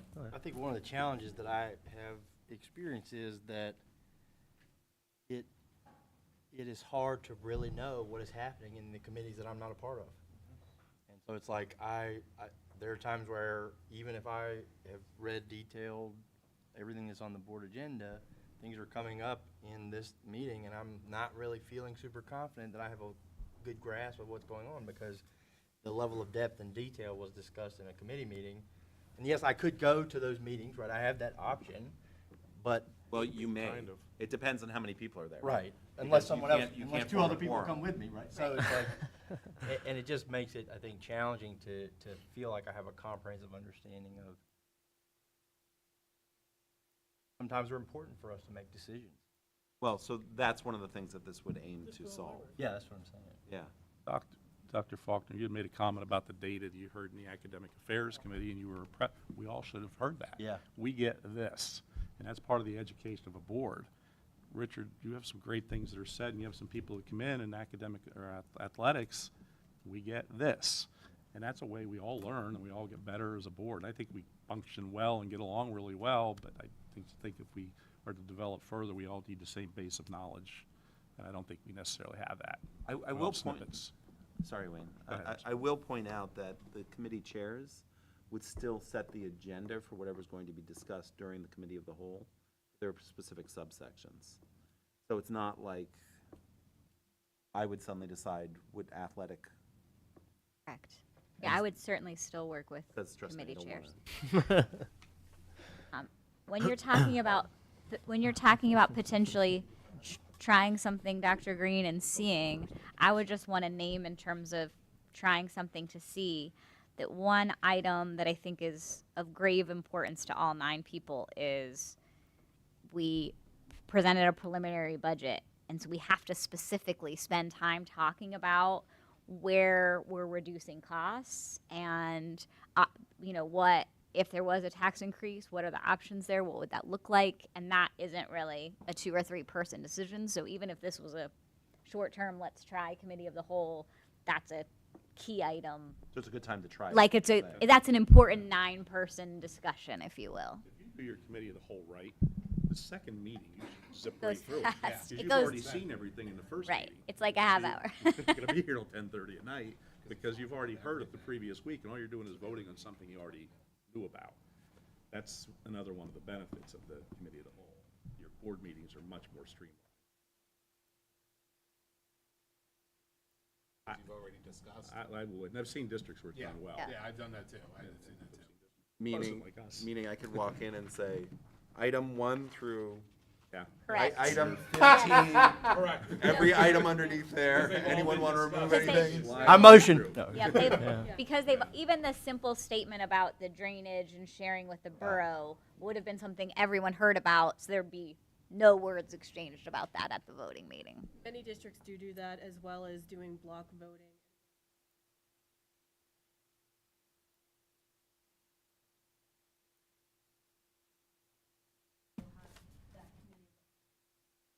Where the whole entire body, all the information about the next meeting, and then discuss everything, so that then they can really truly just. I won't want to be in your chair the way they're done.